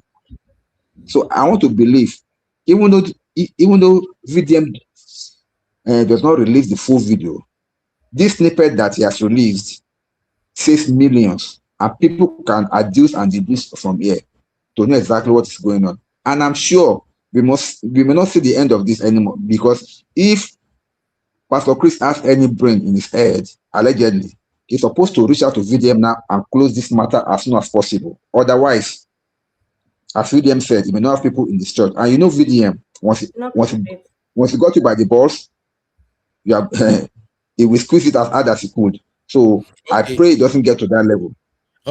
Okay, Uncle Dayo, may I have a pushback on that one? That him reaching out to VDM in order to avoid him not having anybody in his church, I'm opposite. Exactly. Why should he have somebody in his church? His life is done. No, he should not reach out. He shouldn't. No, Uncle Dayo. Come out to Lord Jaleni, Uncle Dayo. May we not go fight today. No, Uncle Dayo. But we are fighting for the truth. Let me explain something. These people feast on the people. This so-called God of man, as Abby has said, they feast on the people. The moment their business is being tampered with like this negatively, they are ready to do anything to save their business. Because I don't call that place a church. I'm sorry. Allegedly, that place is a gathering of gullible people. Nothing else. Because if it's a church, you will go by the tenet of the Bible and you will live by the tenet of the Bible. But clearly, they don't. Even the pastor too does not. And they know it, and they've heard about it, and they've done nothing about it. I can bet you, Uncle Benu, he will do everything possible to make sure that the matter does not degenerate further than this. Just watch. Just watch. Well, this is where our collectivity matters. If might try to kill the matter, but the matter must not be buried. It must not. Those people in his church, his customers, allegedly, I don't know if you were here yesterday, Uncle Dio. I told you the type of people I saw when I look at that video where he was speaking yesterday. Those people in the church, they look like people under bondage. I've seen Christians in mega churches in Nigeria. Those folks in his church, they are not smiling. They are not looking like people who are truly happy to be in that church. They looks like people who are scared of their pastor, people who are under spell. I'm sorry, that's what I saw. Go and look at his church again. Just look. Watch when the camera pan and tell me the type of congregation you saw. Uncle Dayo. Yes, ma'am. I don't need to help me when I said people also go to Babalawo. Whether that man said he's a pastor, is a Babalawo, people that will follow him will still follow him for what they believe. They are not there because they are Christian. They are there for whatever they are there for. People go to Babalawo, don't they? Mm-hmm. They're his followers. I agree with you on that. Now, what I'm saying is this: these same people that are talking about Okubeno, because I was not on the show last night, but I was watching it this afternoon. In fact, I was watching it just before you came online. Now, the same people are the ones that were singing. Now the Papa be this, so they don't get another one. Now the Papa be this, so yeah. I was like, what could be more madder than this? What could be more wrong than this? Honestly, because this man has. Do you know one thing about this Pastor Chris, which I personally credit him for? The guy does not lie. Though he does not speak the truth, but he does not lie. He came out before to say that he made mistake, that he has forgiven people before, he has covered them before they should cover him. He does not deny everything that Doris said. So I respect him for that. If he had come out and said, oh, what that lady said is so false, so I know then I will have been angry. But he never said that, and they had him, and they still continue following him. Even yesterday, because he can't say it because he's done it to a lot of them. He can't deny it. They know him. Auntie Grace, they know him for who he is. Then why are they still following him? That's my question. Because they are birds of the same feather. See, Uncle Dio, I used to say something here at times. It will sound like maybe because I'm joking a lot, I know we take it serious. I was born and raised in Kerubu and Seraphu Church. At a point, some of my siblings were attending Celestial Church. If you know how many of these churches operate when it comes to things of the spirit, then you will understand that many of these so-called Pentecostal jobbers who call themselves, I call them the way Dr. Apoki called them, these Pentecostal bandits, they are just playing games with people's life. Many of the people who are attending these churches, they are under spell. You fed Aworo. There is something called Aworo. I don't know the English name for it, but it's a kind of juju. They use it, even market women, they use it. Once they bury and for anywhere they bury and people go take their leg, they waka go that place. And that's why I kept saying that when you go to churches these days, please, I'm a Christian, I'm a born again, I gave my life to Christ in 1998. Not be say I hate pastor or hate Christians, but I've seen shit happening in this world. When you go to church, it's not everybody that said they are pastor you were allowed to put hands on your head. Some of you are just allowing them to mess up with your destiny. It's not every time you go to church, they bring one water. Hey, Papa, don't bless this water. You drink. Some of you don't even know what you are drinking. And many of you are not alakori. In case you don't know, alakori is a Yoruba term that is used to describe people with strong head. There are some people who have very strong head. Even if you do that, you do anything, you know, go work. But not all these people are like that. So people just go to churches. Papa, hey, I taught you. You don't know where these folks have Uncle Beno. Uncle Beno, if you remember, on one of our earlier shows, I said something on. when I was trying to like explain the different type of people that we have, people that don't want to hear the truth.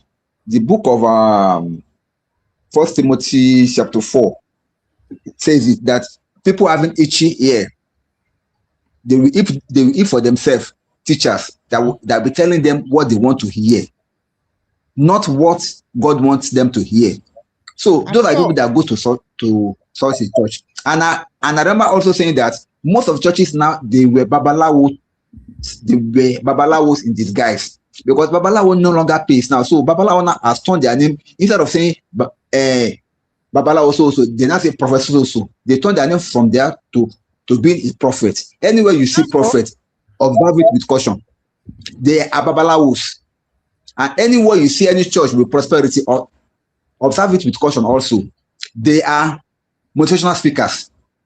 So that's what they have turned Christianity into these days. This is not to say we don't have genuine ones, so don't get me wrong. But I'm just saying that majority of them that we are calling God of man nowadays, they are from that descent.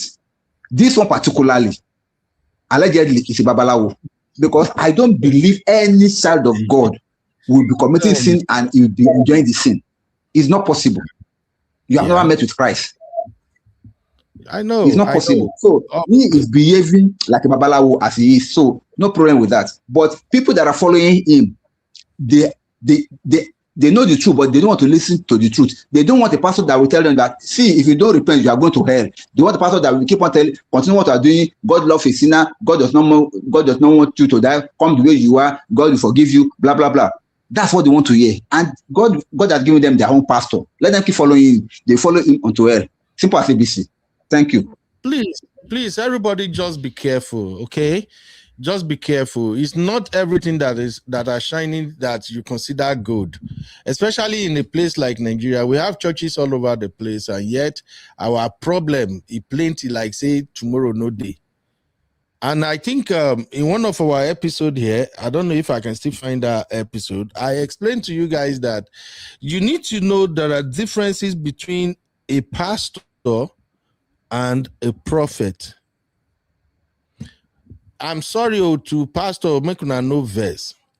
Most pastors are trained motivational speakers, make una no verse. When they go to school of theology, they just go and expand their knowledge in the things of God and in the Bible, how to relate it to people and all of that.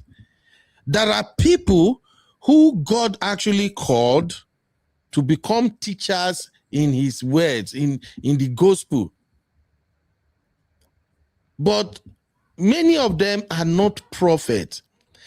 Majority of the pastors that people are running to these days, they are teachers. They are not prophets. What that simply means is that even though they are good preachers and all of that, spiritually, they are blind. I don't know if you understand this, but anybody who don't go and say that for Celestial, you should know what I'm talking about. In the word of the Spirit, prophecy stuff. I'll give you an example now. I still have some video I screenshot. When this same God of Man was doing his Not My Blood, Not My Whatever program he did just this year, Ashimonowo was there. Baba Abioye was there. They were on that same altar preaching and everything. Now let me ask you, do they even see who he is spiritually? There are some true prophet, true anointed men of God that when they look like this, they see everything where you and I will not see. But yet, are they not there? Kabashing, preaching, all for what? Uncle Ben, maybe God had not yet revealed to them now. It's because many of them are not prophet. Prophet, they see. You know, the other day when we were talking about this speaking in tongue and stuff like that. Real prophet don't even speak in tongue at times. Where they sit down, now they go say they will see everything about you. The real prophet. That's what they will say. They go sit down. As you the waka come, real prophet, they will see every goddamn thing. You can't lie to them. But these guys that are doing customer research, As soon as you enter their church, some people go, don't stop, especially when they say that they do crusade. Are you not hearing the testimony all over the place now? When you go like this, they get people where they say that they scout the kind of car where you bring. They're outside. As you say, you come in one kind baddest car. I don't give pastor signal. Papa, my person don't come today. If you see the motorway and bring come. These people are doing customer research, I beg. Please, as Christians, let us be prayerful. May we ask God, may God not lead us go join all these people. We go carry their own evil, come add to the problem where person they think saying they carry to them to come and solve. Doris cannot say so many things. Go watch the car truth interview. There are so many things Doris cannot say. But if you see the way Doris was speaking, you can tell, say, this guy don't see something. What did they do? Person where don't see the man naked. Know how the man they run paro. The other guy that was at Parana, that was telling how they perform miracle, everything. The guy said so many things about how these folks, they operate. And still, their church goes still full every Sunday. Because you know why? Some people just can't resist, even when they know the truth. That's why when you see all these shining churches, you got to be careful. You got to be careful. You don't know, many of them, they get their own babalawo, where we say, as the day pulpit, the babalawo day for your own shrine. They help them add 1 + 2, but you don't know. You don't. How many of them do you see that just drive by the roadside, they see a lot of beggars, cripple, and they park? Even if now 1 out of 100 cripple, maybe they just hit one. You don't ever see it. Even if you carry person where really get ailment, person where really they sick, if you carry and go meet them for church, they go put you for a group program. They say, the Holy Spirit tells me, before the Lord can deliver him, he need to be on our 3-month program. It's a spiritual program. He will be praying. Many of the churches now that they get hotel, I mean, I don't know. They get the guy Airbnb, the guy where they keep people now like customer. I saw one, I forgot his name, something Ebuka or something. He was showing one video where during his program, people lodged full one hotel. So in the morning, he was going to the hotel room, checking them, greeting them, moving on around. I'm like, oh my God. Please, people, ask God to open your eyes. It is not everybody that climbed the altar and preaching. They are not all from God. Please, hunger too much for Nigeria. I've said this thing before. Say many of the people will become pastor. I knew when Pentecostality begin get grant for Nigeria, and that's why I say Pastor Chris is one of the engineers when God used to spread Pentecostality in Nigeria. As soon as he bring his own style like this, oh man, na swag, now them not tie. Now before you know everywhere because there is high unemployment rate in Nigeria. So everybody was just looking for how to make money. As soon as you can speak fluently, you can speak good English, just start your own thing, the kabak. I think I share with you guys here. In one of the hotels that I work in Nigeria, we have our bar, our rooms, they up, and then we get hall for under it. Church, they under. What I have to resign because my faith won't allow me. People go, pastor, and people that go there under like this, they go, they do worshiping on Sunday. People go carry woman home. I go book them. They go there inside room, where they on top of that church. The whole room go full Sunday morning. I know if, now when I work for that hotel, now that I know say now Sunday morning, 9 people they do a shower pass at times. So others where they work from Monday to Saturday. Money before 10, 11 like this, they don't book all our hotel for short time for up. And church they below. So at the point I was conflicted. I told my manager that I can't. My spirit not just allow me. Knowing fully well what is going on upstairs and there is a church under here. And I asked the question, I think I asked it here one time. Should people locate churches in a hotel? Does it even make sense? What are we doing? Let's say the truth and the truth shall set us free. They have bastardized Christianity in Nigeria. Now, I was going to do 2 shows today. Make I add another one, but no time again. Did you know that now your so-called can of PFN or whatever they are, They are on this lady's neck now. What's her name? Iniedo. I don't know if you guys are aware of this. I wanted to add that as honorable mention to the show. You see, they are on her neck now. What does she do? She produced a movie called is it Dirty Christmas or something? Yes. No, Khan is flexing their muzzle. Oh, you cannot do that. You are desecrated. And my mind is just like, I bet Yahweh. Boko Haram, they buy people up and down for naught. Una mouth they short since. All the time that everybody was saying, no, this insecurity is too much. Christian have been on a life. Una no get out. Una no fit talk. Una even followed political nonsense, political propaganda. Say, there is snake genocide. Even one, what's his name? Kuka or whatever they call that one. Where APC money don't scatter in head now. He even came and say, even if 1,000 people die, there is no. And I'm like, really? So now, Iniedo released a movie, Dirty Christmas, and suddenly, Una can't get voice now. May she not release her movie. Tell me, Uncle Dayo, you won't speak to this one now? What do Iniedo do now? Where can they flex muscle when they don't get this Pastor Chris issue that we've been over for like almost a week or two now? Has Khan came out to say anything about it? Are they even talking? Maybe I mean no research. Please, anybody. Uncle Beno. Uncle Beno, see, I told you earlier on when you asked the same question about last week or so, I said Khan will never say anything about Pastor Chris. And I gave you the reason. I will repeat it again. The reason is that they need Pastor Chris's money. If a member is contributing to them, I mean, even PFN, where we have all these big churches, Baba Deboye, Bishop Oyedepo, all the big churches that you can name in Nigeria. Pastor Oruchejafo was the former chairman of PFN. I don't know, maybe he's still there now. But they will never say anything. Do you know why? Because they need his money. It's a voluntary organization that we will join with.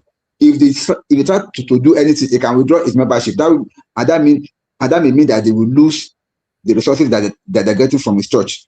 So they will never say anything on that. But just imagine them now coming out, not even PFN now, it is Khan that came out after Iniedo. Simply because they said that she named a movie Dirty Christmas. Question, what has that got to do with Christianity in the first place? Thank you. Okay. Imagine somebody named the movie Dirty. What has that got to do with Christianity? If they must arrest Iniedo for naming a movie Dirty Christmas, then they must arrest everybody that has named December Dirty December. These people are not thinking. Honestly, they're not thinking. We have matters that are pressing for them to at least make a comment as a body, comment on this matter. They kept mute. Only for somebody that has worked so hard. I saw the video where the poor girl was crying. She had serious tears. You are pressurizing a small girl that was hustling to survive, trying to make money, trying to make herself okay, and you are pressurizing her. You are like threatening her to deny her of her means of livelihood, and you have matter of a so-called member running wild, and you said nothing. Even the body you are supposed to be representing, the Christian body in Nigeria, is being allegedly pressurized and being paid every day. You have said nothing about it. Only for the woman that released a movie called Dirty. What has that got to do with anything, for crying out loud? Is that what you are there for? Exactly. As a body, is that what you are there for? And Christians are suffering every day. Exactly. Okay. Allegedly, Christians are being paid every day. You have not said a word about it. And you have, they are leaving the substance, they are just pursuing the shadows only. Editor say she will still pay tax and tithe from the movie. But Uncle Dayo, do you now agree with me when I said both Khan and PFN, they do not represent ordinary Christians in Nigeria. They are representing the pastors who are their members. Do you agree with that, sir, or not? Uncle Beno. Since though. That's what, see, you are not getting my point, Uncle Beno. I've said this thing over and I'm still going to repeat myself again. See, these people, they are like mafias. You know, the last time me and you, we were fighting on social media when I said that Pastor Matthew Ashimolowo have no choice but to officiate at that wedding. And we're like, no, but I said he has no choice. because they belong to the same clan. Yeah. If the clique that are under Bishop Oyedepo is being affected by anything, you will see they have their own social media gurus, so they will come after that person. They will invade your platform. Go and ask Auntie Aduni how many times she has been attacked for speaking against any one of those people. Go and ask her. They have their own, they are just like VDM rats. They have their own internet rats. Talk against them, parent. You see them, they bombard your channel and they will say all sorts of things. So, but if they are not touched, nobody will talk. But touch them and see. Can we talk? PFM will talk. You are saying they have their data boys, right? Oh my God. There are plenty. Oh God. Anyway, I'm gonna end this show with Iniedo appeal video, but to round up Doris segment, since Doris is our headliner today, I have just one poll. We have a poll earlier. I don't even know what you now vote for. Now scatter that poll for me. Uncle Ben, can I say something? Yes, ma'am. Uncle Ben, do you have somewhere to go? Are they go work now? Okay, so don't reply what I want to say. Don't reply. Abby, just let me say it and let's no one can trigger me. No, don't reply what I want to say. Let me just say it. I wanted to say it way earlier, but it did not come to me. Let me say it. Let's move on. Uncle Ben and Uncle Dio, don't reply. Why? That's where you want to reply. Don't reply. Let me just say it for just. Abby is trying to handcuff us. Abby is trying to handcuff us. Okay, you will not reply. Stop. No, I don't want to behave on that 2 hours. That's why. This is why I know they like to deal with Gen Z. Let me tell you something. You see this issue now on 1 billion that Doris has sued this man, God of man. You know that I always say this thing on different shows or across different shows about root cause issue. When we talk about issues concerning men and women. Remember that when I brought up this talk about men breaking promises, what did I say? I said because it has become rampant. I did not say women, and people were not saying women do it too. That's not the point, because men are the ones that control the timelines, right? There's no man, there's no dad that will advise, that will be Uncle Dad, would they advise me to go and ask a man out, ask a man, when are we getting married, give a man ring? No. So men control the timelines. That means that they are they are in better positions, right, to break those sort of promises. Women may break your heart, but not that level of commitment, because men control the commitments. We already know that. One. Now, the second issue now is, I said in that live, we need to start correcting men that it's not okay to string women along. Now, Uncle Ben, you said, if this thing becomes a problem it will become a problem in Nigeria, we now start encouraging people suing. Exactly why you need to attack the root cause. I say this all the time. The root cause issue, we always want to jump over it and say, the reason there's feminism is because of misogyny. Nobody wants to address misogyny. How do we move from this topic to misogyny and feminism now? Because it's the same thing, Uncle Ben. That's the reason. So feminism has come to eradicate misogyny. You don't want to address the root cause issue. You want to address the one on top. No, the one on top will not exist if the root cause issues were actually fixed. So Uncle Ben, all of these things, what did I say in that live stream? I said, Uncle Ben, let's talk about younger men. Why do you guys feel the need to string women along for 10 years, 8 years? We said, oh, women are stupid. Yes, I agree. No woman should be with somebody for 8 years. So men women can they sue men that they sue us 1 billion now. You don't want women to sue men, but you don't want to address the root cause issue. Men should stop stringing women along and thinking it's okay because they can do whatever they want or because they are selfish with themselves. That's my point. Because again, I say every time we come back to this issue, why has something started? You never want to address why something has started. You only want to address women pushing back. It's true. You only want to address women pushing back. Address the men that have started the issue that are causing. Uncle Dio, we had a deal. Address the issue of men causing all of the things that they cause that allow women to now push back. We never want to address it. Abby, why should a woman stay 3 years in a marriage in a relationship? She said I was not respond though. She said I was not respond. So let us not respond, because if you are going to respond, you're not going to work again. Please, let us not respond. But I believe that we've already talked about this before. No, we haven't, because when I spoke we about have. Couple, and I remember shows ago, nobody agreed with me. Why would women Abby, women? But no, there's always a root. See, Uncle Dayo, it's not even on this. I agree with you on that. I agree with you on that. There's always a root cause. That has to do with man and woman. We never want Yes. to address the root cause. Now women are pushing back. Things are getting out of hand. We now want to say women are. Abby, we talked about it earlier on this show today. No, I did not say this my contribution, because Auntie Grace. Okay, yeah, this is your contribution. Yeah, this is your contribution. I agree. Yeah, I'm the one that said this conversation 3 live streams ago about this. Okay. Not even knowing that it would get to this point. So I wanted to bring it back to say, Uncle Ben, 3 live streams ago, I told you that we need to address the root cause issue of men stringing women along unprovoked. And what is the root cause? What is the root cause? We address it. The root cause is that men are wicked. I can give you a recap. We addressed it. Men are wicked. Oh, that's the root cause. Men are wicked. Uncle Dayama Abi, what is your gender they do with wicked man? Let's move on. What is your gender they do with wicked man? Uncle Ben, let's move on. No start, Abi. Okay. In fact, Abi. Uncle Ben, but no, Uncle Ben, he said don't address it. Bring it on another show. Don't worry about it. Okay. No, I will bring it to Recap Central one day. Yes. Day. Yeah. Abby, you know, say I don't they reach that age where men they treat blood pressure. So let it go there. Don't let Abby give you blood. Don't let Abby give you blood pressure. Because Abby has a way of spiking you up. Please don't allow her to give you BP, I beg. No mind this guy. How I don't know before here. Anyway, on that note, let me handle the 2 polls that I have, and then I can call it a day from my side. So the first poll is this, please.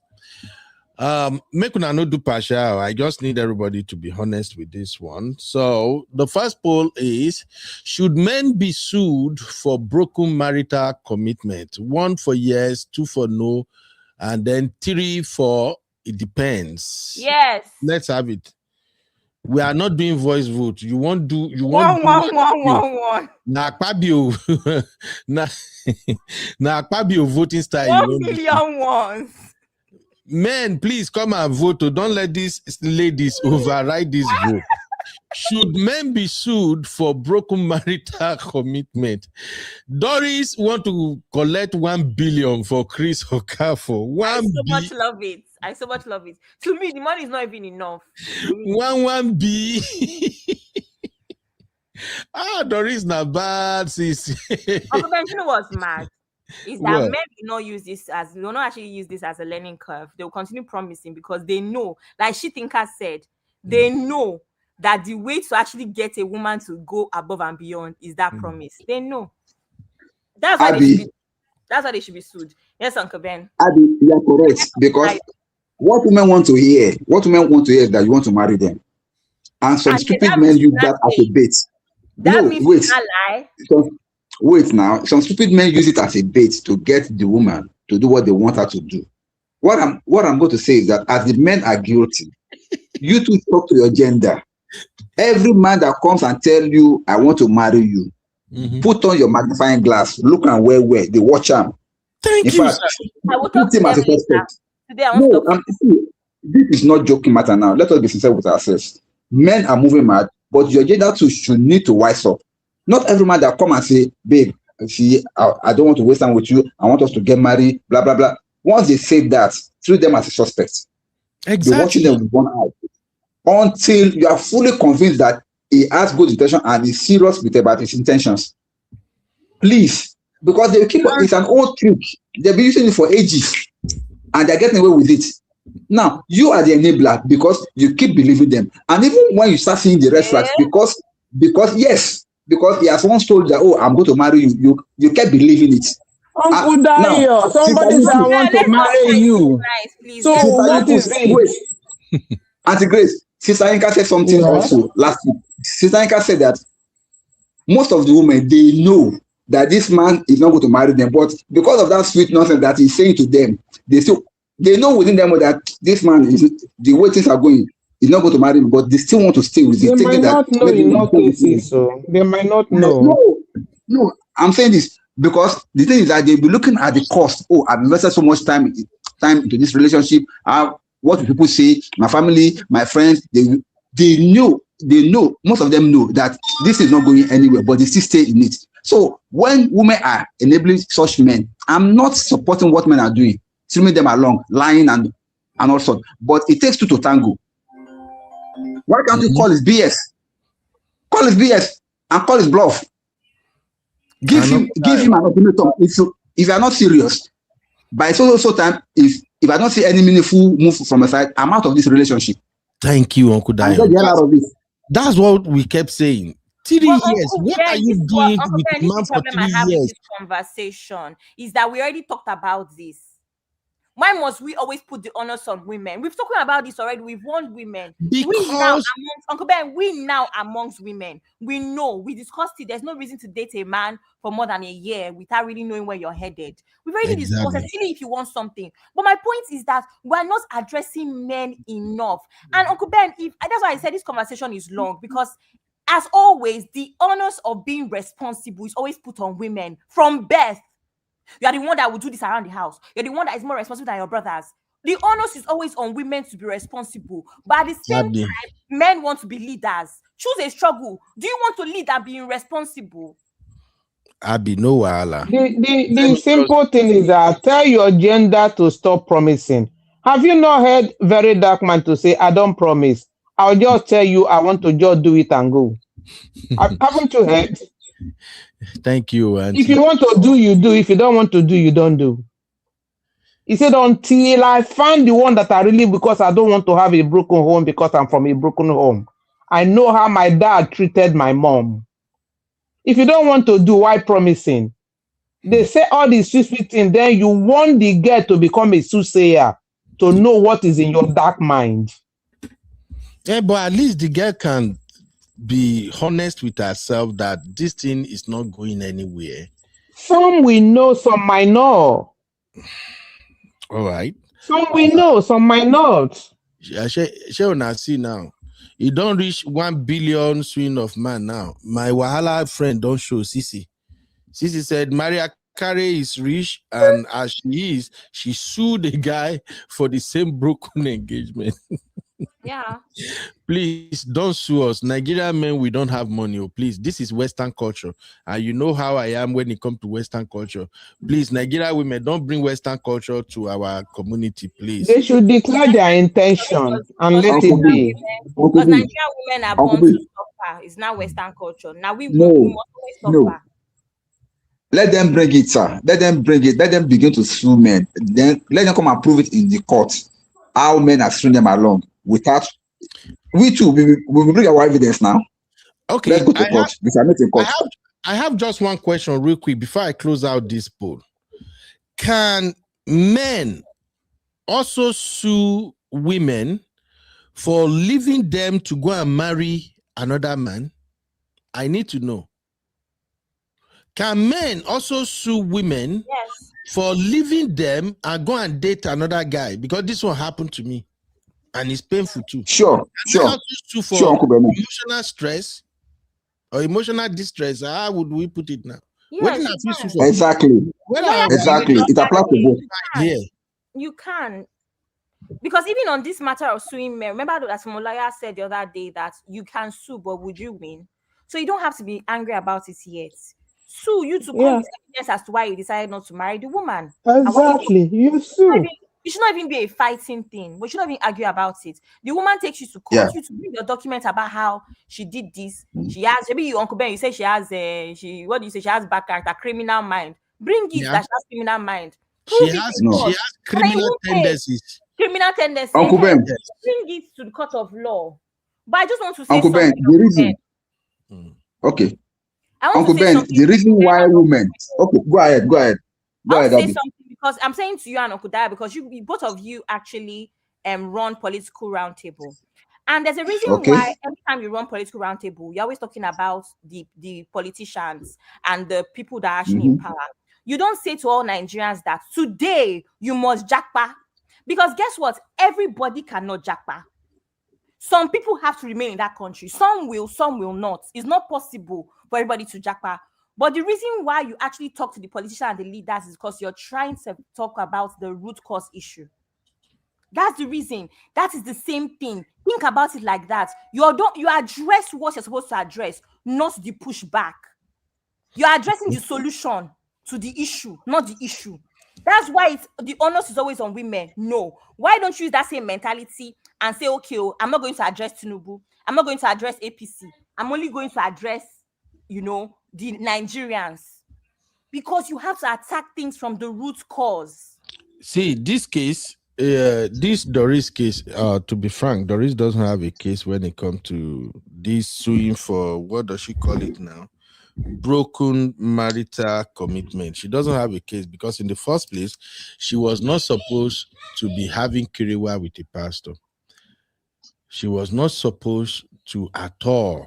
In fact, I think Uncle Bello, where do you want to go now? Where do you want to go? Where do you want to go? Pastor want to have Kirewa with ordinary citizen. Ordinary citizen does not have a right to do it. No, she can say no. She can say no. It's not right. You are a pastor. I'm not supposed to be having Kirewa with you. If you really want to marry me, do the right thing because even the Bible. You don't want to go to work today, Uncle Bello. Don't go there. Uncle Ben, you are right. Uncle Ben, I agree with you. You are right. But you have to understand that there are certain things that work against men and there are certain things that work against women. In this particular case, it's going to work against the man because there's such thing as coercion. So don't even put that out there. It's not necessary. You're already losing the case. No, it might not even be coerced. Not everybody that have that willpower to say no to certain things. Ade, you might be able to say no. Right, Pastor, why are you doing that, right? It's not everybody. You cannot tell anybody, oh, you can't do it with a man of God because it's a man of stupid thing. No. He's a man of God. He should know what is right.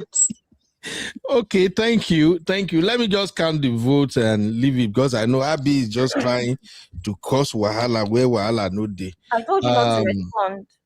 Auntie Grace, you voted 1111 that men should pay. Auntie Grace, this is 1 billion. Okay. Uncle Dayo say 3. Thank you, Uncle Dayo. I trust you. Uncle Patrick say UB, don't allow Gen Z bump for your GP. I'm trying not to. I don't reach that age now where they manage my BP. Abby cannot push me to that extreme.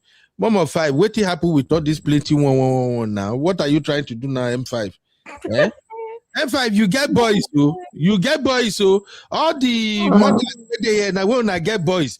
Boys, you not promise marriage when they are not ready. Until you won't be there now. You won't be there when they they will be taught morals. Okay. Exactly.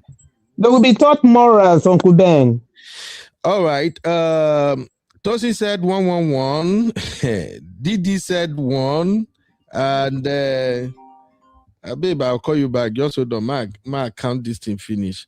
Editor say yes. Abby 111. I know what you go vote for before Abby. Then Elizabeth said 111. Zeno said, Zeno, your own one too long. You no go see Shishi. Sue from now to tomorrow. And Mona also said 1. And Editor said men should be sued simply because they shouldn't make commitment that they can't keep. Uncle Patrick said 111. I still have 3 daughters in the market. Uncle Patrick. I don't feel love. Did he say I suppose sue 9 guys for BMC now? 9 billion straight. This is what I'm saying. Nigerian ladies, they will turn this into business very soon. Men, we need to have a meeting. Let's call a meeting. Uncle Ben, I'm thinking about suing my ex so that I can sponsor this Barbara trip. Play. Abby, I'm in support of that. Think about reopening the case. Moral support. I'm not serious. And Zilan said, Papa Bear, go to work. Men have to start taking accountability for stringing women along. No man should like his sister or daughter to have time wasted by scammed. That is not scam. When you stay too long, it's your own problem. I beg. Uncle Paddy say, why must you make such a huge promise? It's all about commitment and trust. Thank you, Uncle Patrick. Sister Temilade also said, yes, 111. All of them want to collect this money. We know say that money will not define. This has nothing to do with emotion. Now money, I just want to collect money for free. Elizabeth also say 111. All right. M5. UB, don't worry. We are telling our boys, thou shalt not promise no marriage. I hear. Make una just the wash. Make una the wash. Oluchi said Doris was seeing him as a boyfriend and not a pastor. But that still doesn't justify why she should have gone to bed with him. He's a man of God. If Pastor Chris was somebody who acted very smart, he can actually countersue Doris for messing with his faith. Yes. Uncle Ben, please don't go there. Uncle Ben, no, please don't go there. Uncle Ben, you want to start? Don't go there. You want to start? Uncle Ben, don't go there. We're not going to leave here tonight. Okay. Let's take the final poll real quick. This second poll is about Very Dark Man, and that snippet he showed, that video where he shows Pastor Chris' daughter. I just want to know if VDM should release the video of Chris' daughter's confession. Do you want VDM to release the full video? Because something tells me if VDM release that full video, well, I go happen for Nigeria Body of Christ too. If VDM release that video, Chris will not pay Doris again. That's what I'm afraid of. He will say, I got nothing to lose again. And he should allow him to pay. He should allow him to pay Doris his money before he release. I want him to release it, but Doris should collect his money first. Her money first. But Auntie Grace, something tells me Doris does not really needed money from this man. Doris just wanted to get back at him. She just wanted to expose him. And she's done the work. Let her collect the money as well, so that Chris will lose in all round. All this scammer pastor will learn. Yeah. All right. Help me cast this vote real quick. Should VDM release the video of Chris' daughter's confession? 1 for yes, 2 for no, 3 for undecided. Let's go, people. Elizabeth already voted for 2. So, Lizzie, you don't want him to release it. Uncle Dio, say 1. Uncle Dio, there will be fire on the mountain. No. Uncle Beno, the least that we can do is to put an end to all these shenanigans by fake God of men. If VDM release it, at least let us, that is -1 from the court of the devil that are deceiving our people. So let us not cover that mess. Let us expose it. I'm just looking at the wave. I think Chris knows he's going down. The wave will make it better, Uncle Beno. People will get to know them for who they really are. They have spoiled our religion. They have spoiled Christianity enough. They have spoiled it enough. People don't go to church anymore because of people like this, because of deceivers like this. People don't have faith in the word Christianity anymore. They are losing faith in God. In fact, most people don't even know who to believe anymore. Many people are saying, I'm not going to church again. I'll be serving God all by myself because of people like this. Let's begin to make them accountable. Let's begin to expose them when we can, so that people will know that we don't really have to go to church to serve God. Let me tell you something. I hear somebody say, "Oh, Roy has come to my house. Inanimate object is in their house, not my house. God forbid that thing." I'm like, what? What is wrong with Nigerians? What if Roy has come to your house? Who is Roy? If Roy is God, God was not in your house before. Inanimate object has come to your house. What is wrong with Nigerians? Right? I don't need to go to church to serve God. If I want to go, I'll go. Uncle Dio, that is the truth. God is here with me. He's here while we are here. Absolutely. Ihunaya said, yes, let's make them accountable. So basically, more people want VDM to release the rest of that video, but they may still turn around and sue VDM again. They will talk, say, you remember the lawsuit Baba Falana brought against VDM when VDM played the audio of okay, but this is different anyway. This is Pastor Chris' daughter who is saying it. It's not VDM saying it, so I think it's different. Who? This is not audio. This is face. This is human being. Except it's going to say that daughter of his is AI. Abi? Faith say, I agree with you, Auntie Grace. Whether you go to church or not, your relationship with God is all that matters. All right. This is where I'm going to draw the curtain on this episode. Because of Doris, we have not done political roundtable for how many days now, and things are happening in Nigeria. I'm going to draw the curtain here, but before I leave you, we leave you with the video of Iniedo appealing to Khan to not remove her video. I don't know why Khan decide to do this, but one thing I've been noticing with this Khan, they are just as the rest of these fake pastors too. I'm sorry, they are not doing what they're supposed to do. Everything in Nigeria now is run by cartels. It's like you have to belong to the same whatever. You have to no integrity, no nothing. Nothing. You have to belong to a clique. All right. Thank you very much, Abby. Thank you, Auntie Grace. Thank you, Uncle Dio. And of course, a biggest shout out of the day goes to my Auntie Aduni. Thank you, Auntie Aduni, for at least giving us your present on our show today. And thank you for what you did for Doris. So thank you, my lovely sister Shitinka, for helping me to break it down. Even though that 1 billion kind of derailed what I planned to do today, but when I read about that 1 billion again, the reality just hit me that more Nigerian ladies can take advantage of this thing. They will just sue men up and down now. Uncle Ben. Yes, ma'am. I have a quick announcement. All right. Everybody, it's Uncle Ben's birthday in 2 days. Uncle Ben, you're supposed to clap now. Where's your clap? Happy birthday. Now 2 days away. Now, what are you doing? I have to start announcing from today now. Then tomorrow Happy birthday in advance. Thank you. We'll be announcing every day. I should have been announcing from last week. Really, Abby? Yeah. Don't worry, Uncle Beno.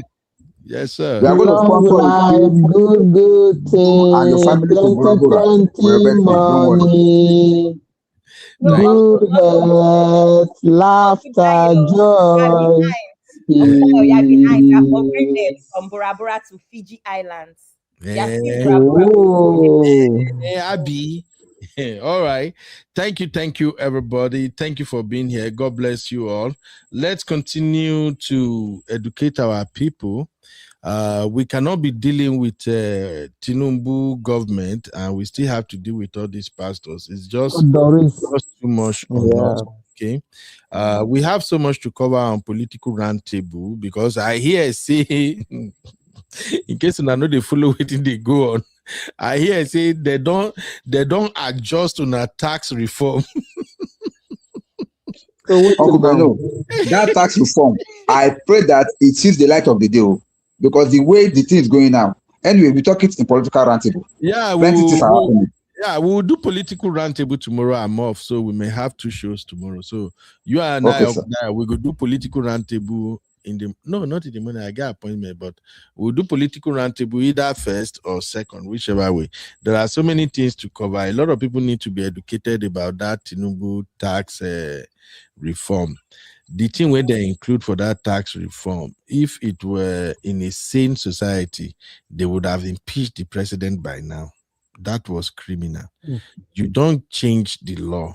Both the 2 arms of the house, they pass the law, they approve what you send to them, but by the time they were going to gazette it, they can't go add, say the FRIS can actually create their own police task force. They can actually take anybody property because of tax. And they are not operating under any Nigerian law enforcement agency. They are just on their own. No, that is criminal. So we have a lot to cover. Plenty goes on political roundtable. So watch out for that tomorrow. Thank you everybody for being here today. We really enjoyed the show. Auntie Oyim, that mom of five, man. Mom of five, your own level of moderation, na finer. Mom of five was just supplying the video clips back to back in the backstage. Thank you, everybody. Zila and Elizabeth, everybody. Oluchi, everybody, thank you, thank you. Diaspora Diva and Faith, una thank you. All of una we won't collect 1 billion. But thank you for starting early today. At least I stayed with you to the end. So what I would just say, guys, is this: may you not find yourself in a situation where you have to sue a man for 1 billion in Jesus' name. Amen. If you know the meaning of that prayer, your amen should be louder than that. Amen. Oh, Amen. Nobody should have to go through that stress. Amen. Amen. That's my prayer. May you never ever find yourself in a situation where you have to sue a man for disappointing you. Any man that will disappoint you will not come your way in Jesus' name. Amen. To all the sisters here that are looking towards God for their own husband, your real true husband will locate you in Jesus' name. Those of you who are already in relationship, no matter what both of you are going through now, if God see that the man, the woman is the right for you, may God help us make it work between you. Nobody should be suing anybody for, what do they call it again? Broken marital commitment and legitimate expectation of marriage. I think legitimate expectation of marriage itself even worse than broken marital commitment. So that is not the type of money I want anybody to look out for. All right. Clock it. So until we see you again tomorrow, thank you for being here with me. Bye, Uncle Ben. See you later. Thank you, Abby. For those who want to hear what's going on with Iniedo, I'm going to play her video now. Please listen and drop your take in the comment. I shall see you guys in the next one.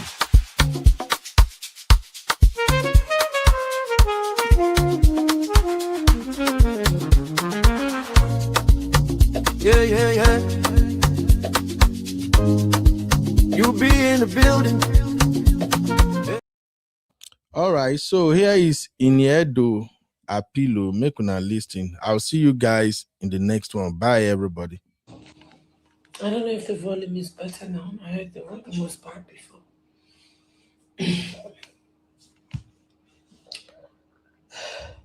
Okay.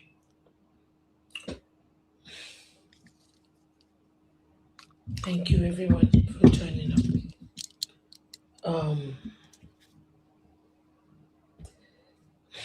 Okay. So I was just trying to talk about myself a little bit, just an insight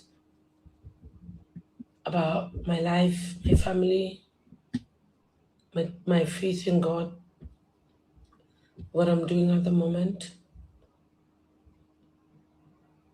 I am one person. I pride myself with the fact that I have never compromised myself spiritually. I am such a strong believer, and I'm someone that puts my everything in God, and I don't care what anybody else is doing. I just tell God, if you cannot do it, then maybe it's not for me. Hello. When we cooked up this title of A Very Dirty Christmas, can you hear me? We deliberated on the topic, to be honest. And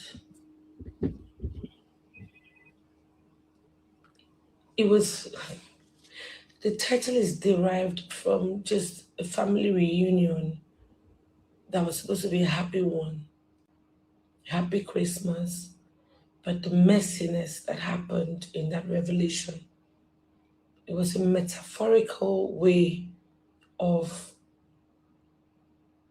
telling a story. Like I said, the last thing me would ever do would be to do anything that disrespects dishonors,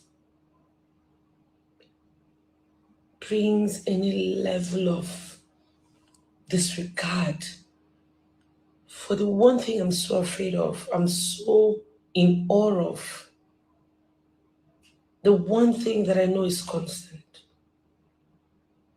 which is God, which is Christendom.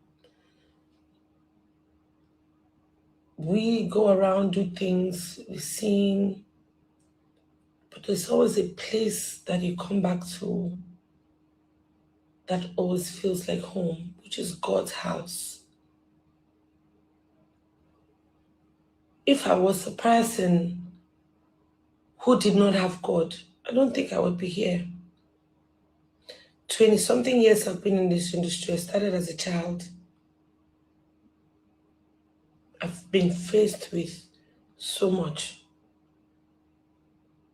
But one thing that has been constant is that God has always been there for me, uplifting me, showing up, and showing me that He's never leaving my side. And I've held on to that because that's all my parents taught me. That's all they introduced me to. My parents have never, I grew up when my parents were going through the hardest times of their lives. They used to have so much and then they didn't have that much.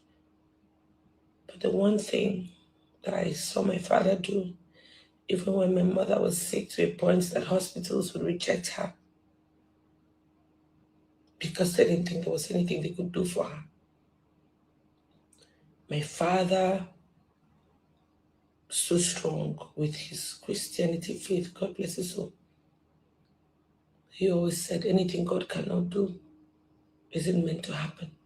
He said if she cannot live, if she will not live because I have to do some rituals or whatever, then she was not meant to live.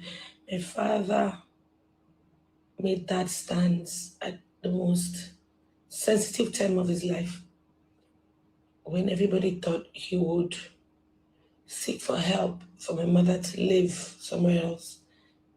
He stood his ground and he said, I'll never worship any other God except the God of heaven and earth.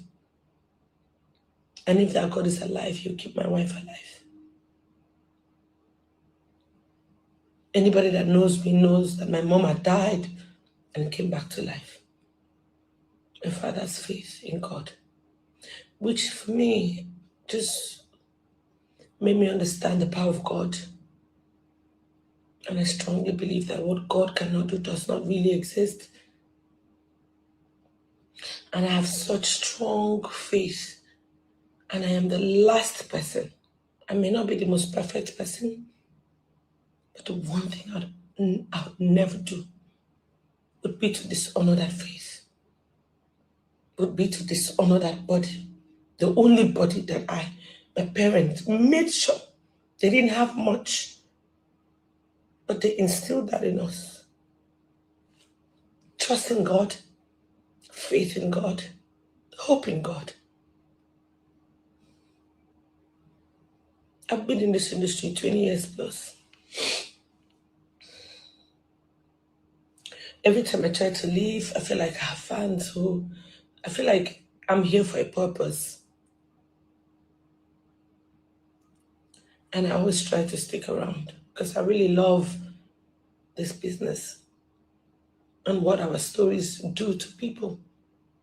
When we chose A Very Dirty Christmas as a film title, we promoted our film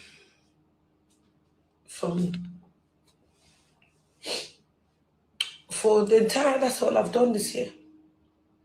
From when we're shooting, if I had any reservation from anywhere, we would not have used the title. We used the title because it was a metaphorical way of expressing what happens in a family reunion that was supposed to be clean and nice, but family secrets unveiling, ills of the society, just talking about just things that happen when wealthy people come together. We chose the Dirty Christmas. It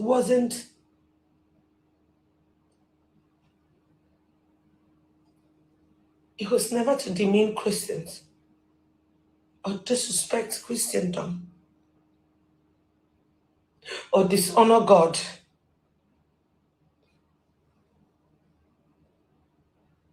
I would never have been a part of anything that I would have felt like it would be a dishonor to God.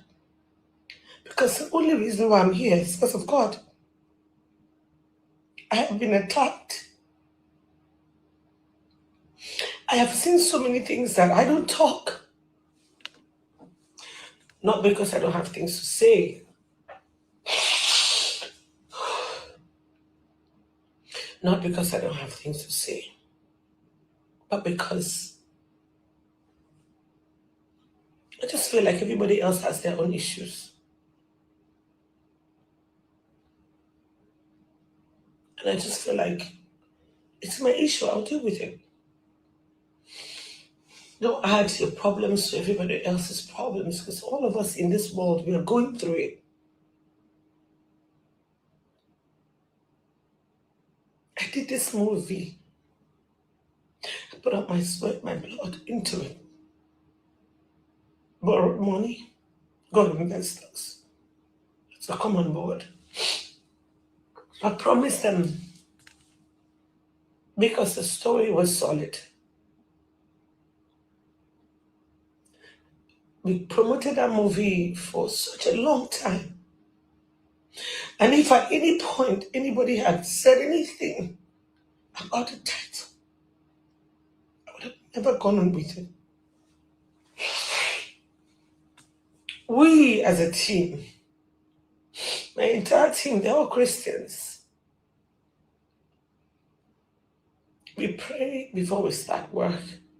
We reference God because that's the premise to which we do everything.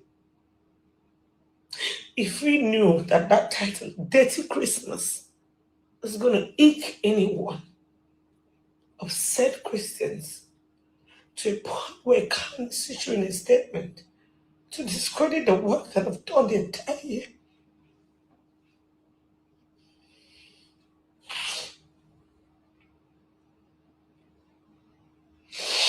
I would never have gone on with it.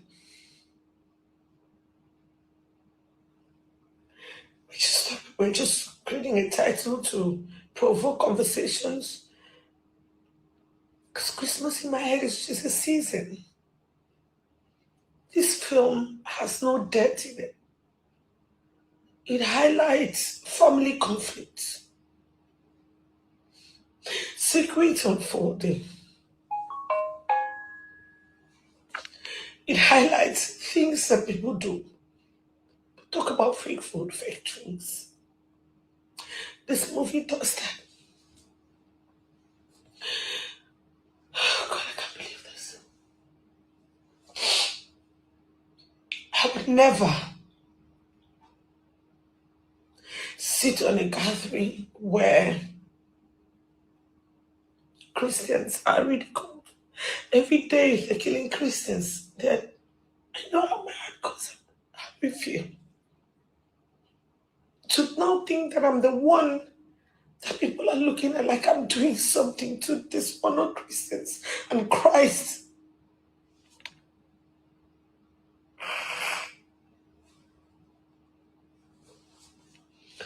I would never do that. And if you're trying to you've sent a letter, they've asked us to change the title, or they're going to pull the films from the cinemas. It's just barely a few days we released. I thought we could handle it. But obviously the conversation is growing every day. I'm just begging to say, please, I did take money from investors to do this film. If you pull it just because of the title, perhaps you should see the film. If it dishonors Christians in any way, if it dishonors God in any way, I will pull it. I will pull it and bear the consequence. If it dishonors God or Christians in any way, I will pull it. Because I will not be a part something like that. I really wish you guys had said something earlier. I don't know what to do. I've just coming back from Sowore cinemas we went to sell. It's almost like what I'm dealing with is not enough. Instead of promoting my movie, there are 70 cinemas across Nigeria. We have to start pulling out the printers, all the materials that have circulated the entire country. Film is in cinema presently. How do I change the name, the title? Okay, I want to change it because I don't want to. Christians are not the people I want a problem with. Because I'm one.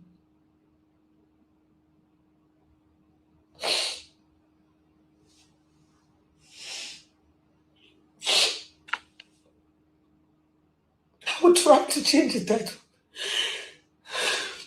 Just give us some time. Don't pull the film.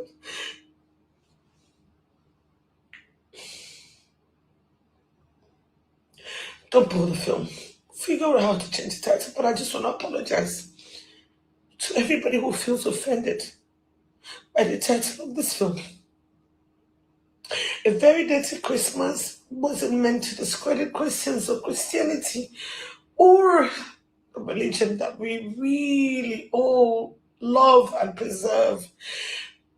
But if it is really hurting anyone, I want to say I'm sorry. That was not the intention.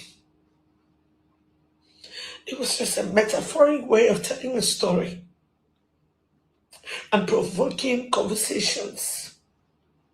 The intention was not to ever dishonor God, Christians, or the religion.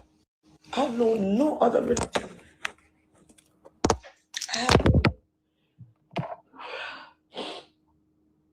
So this is just me saying, I'm sorry. I can't believe this is hurting people so much. Since it is, don't pull my film. Give me a fair fighting ground. Let people go watch the film. Watch the film and come back and say that this film degrades Christians or this film degrades Christianity. Then I will pull it. But if you haven't seen the film and you say that I'm dishonoring God, Christians, by this film that has no moral, there's no negativity on, if anything, my character is born again till the end. I'm too much of a believer to do that. Just breaks me. I don't know what to do. I really don't know what to do. Just don't pull my film, please. Just allow people to watch. You go watch it yourself. All I'm begging you, my fathers and my mother. You are watching UB Stories. Like, subscribe and leave your thoughts in the comment.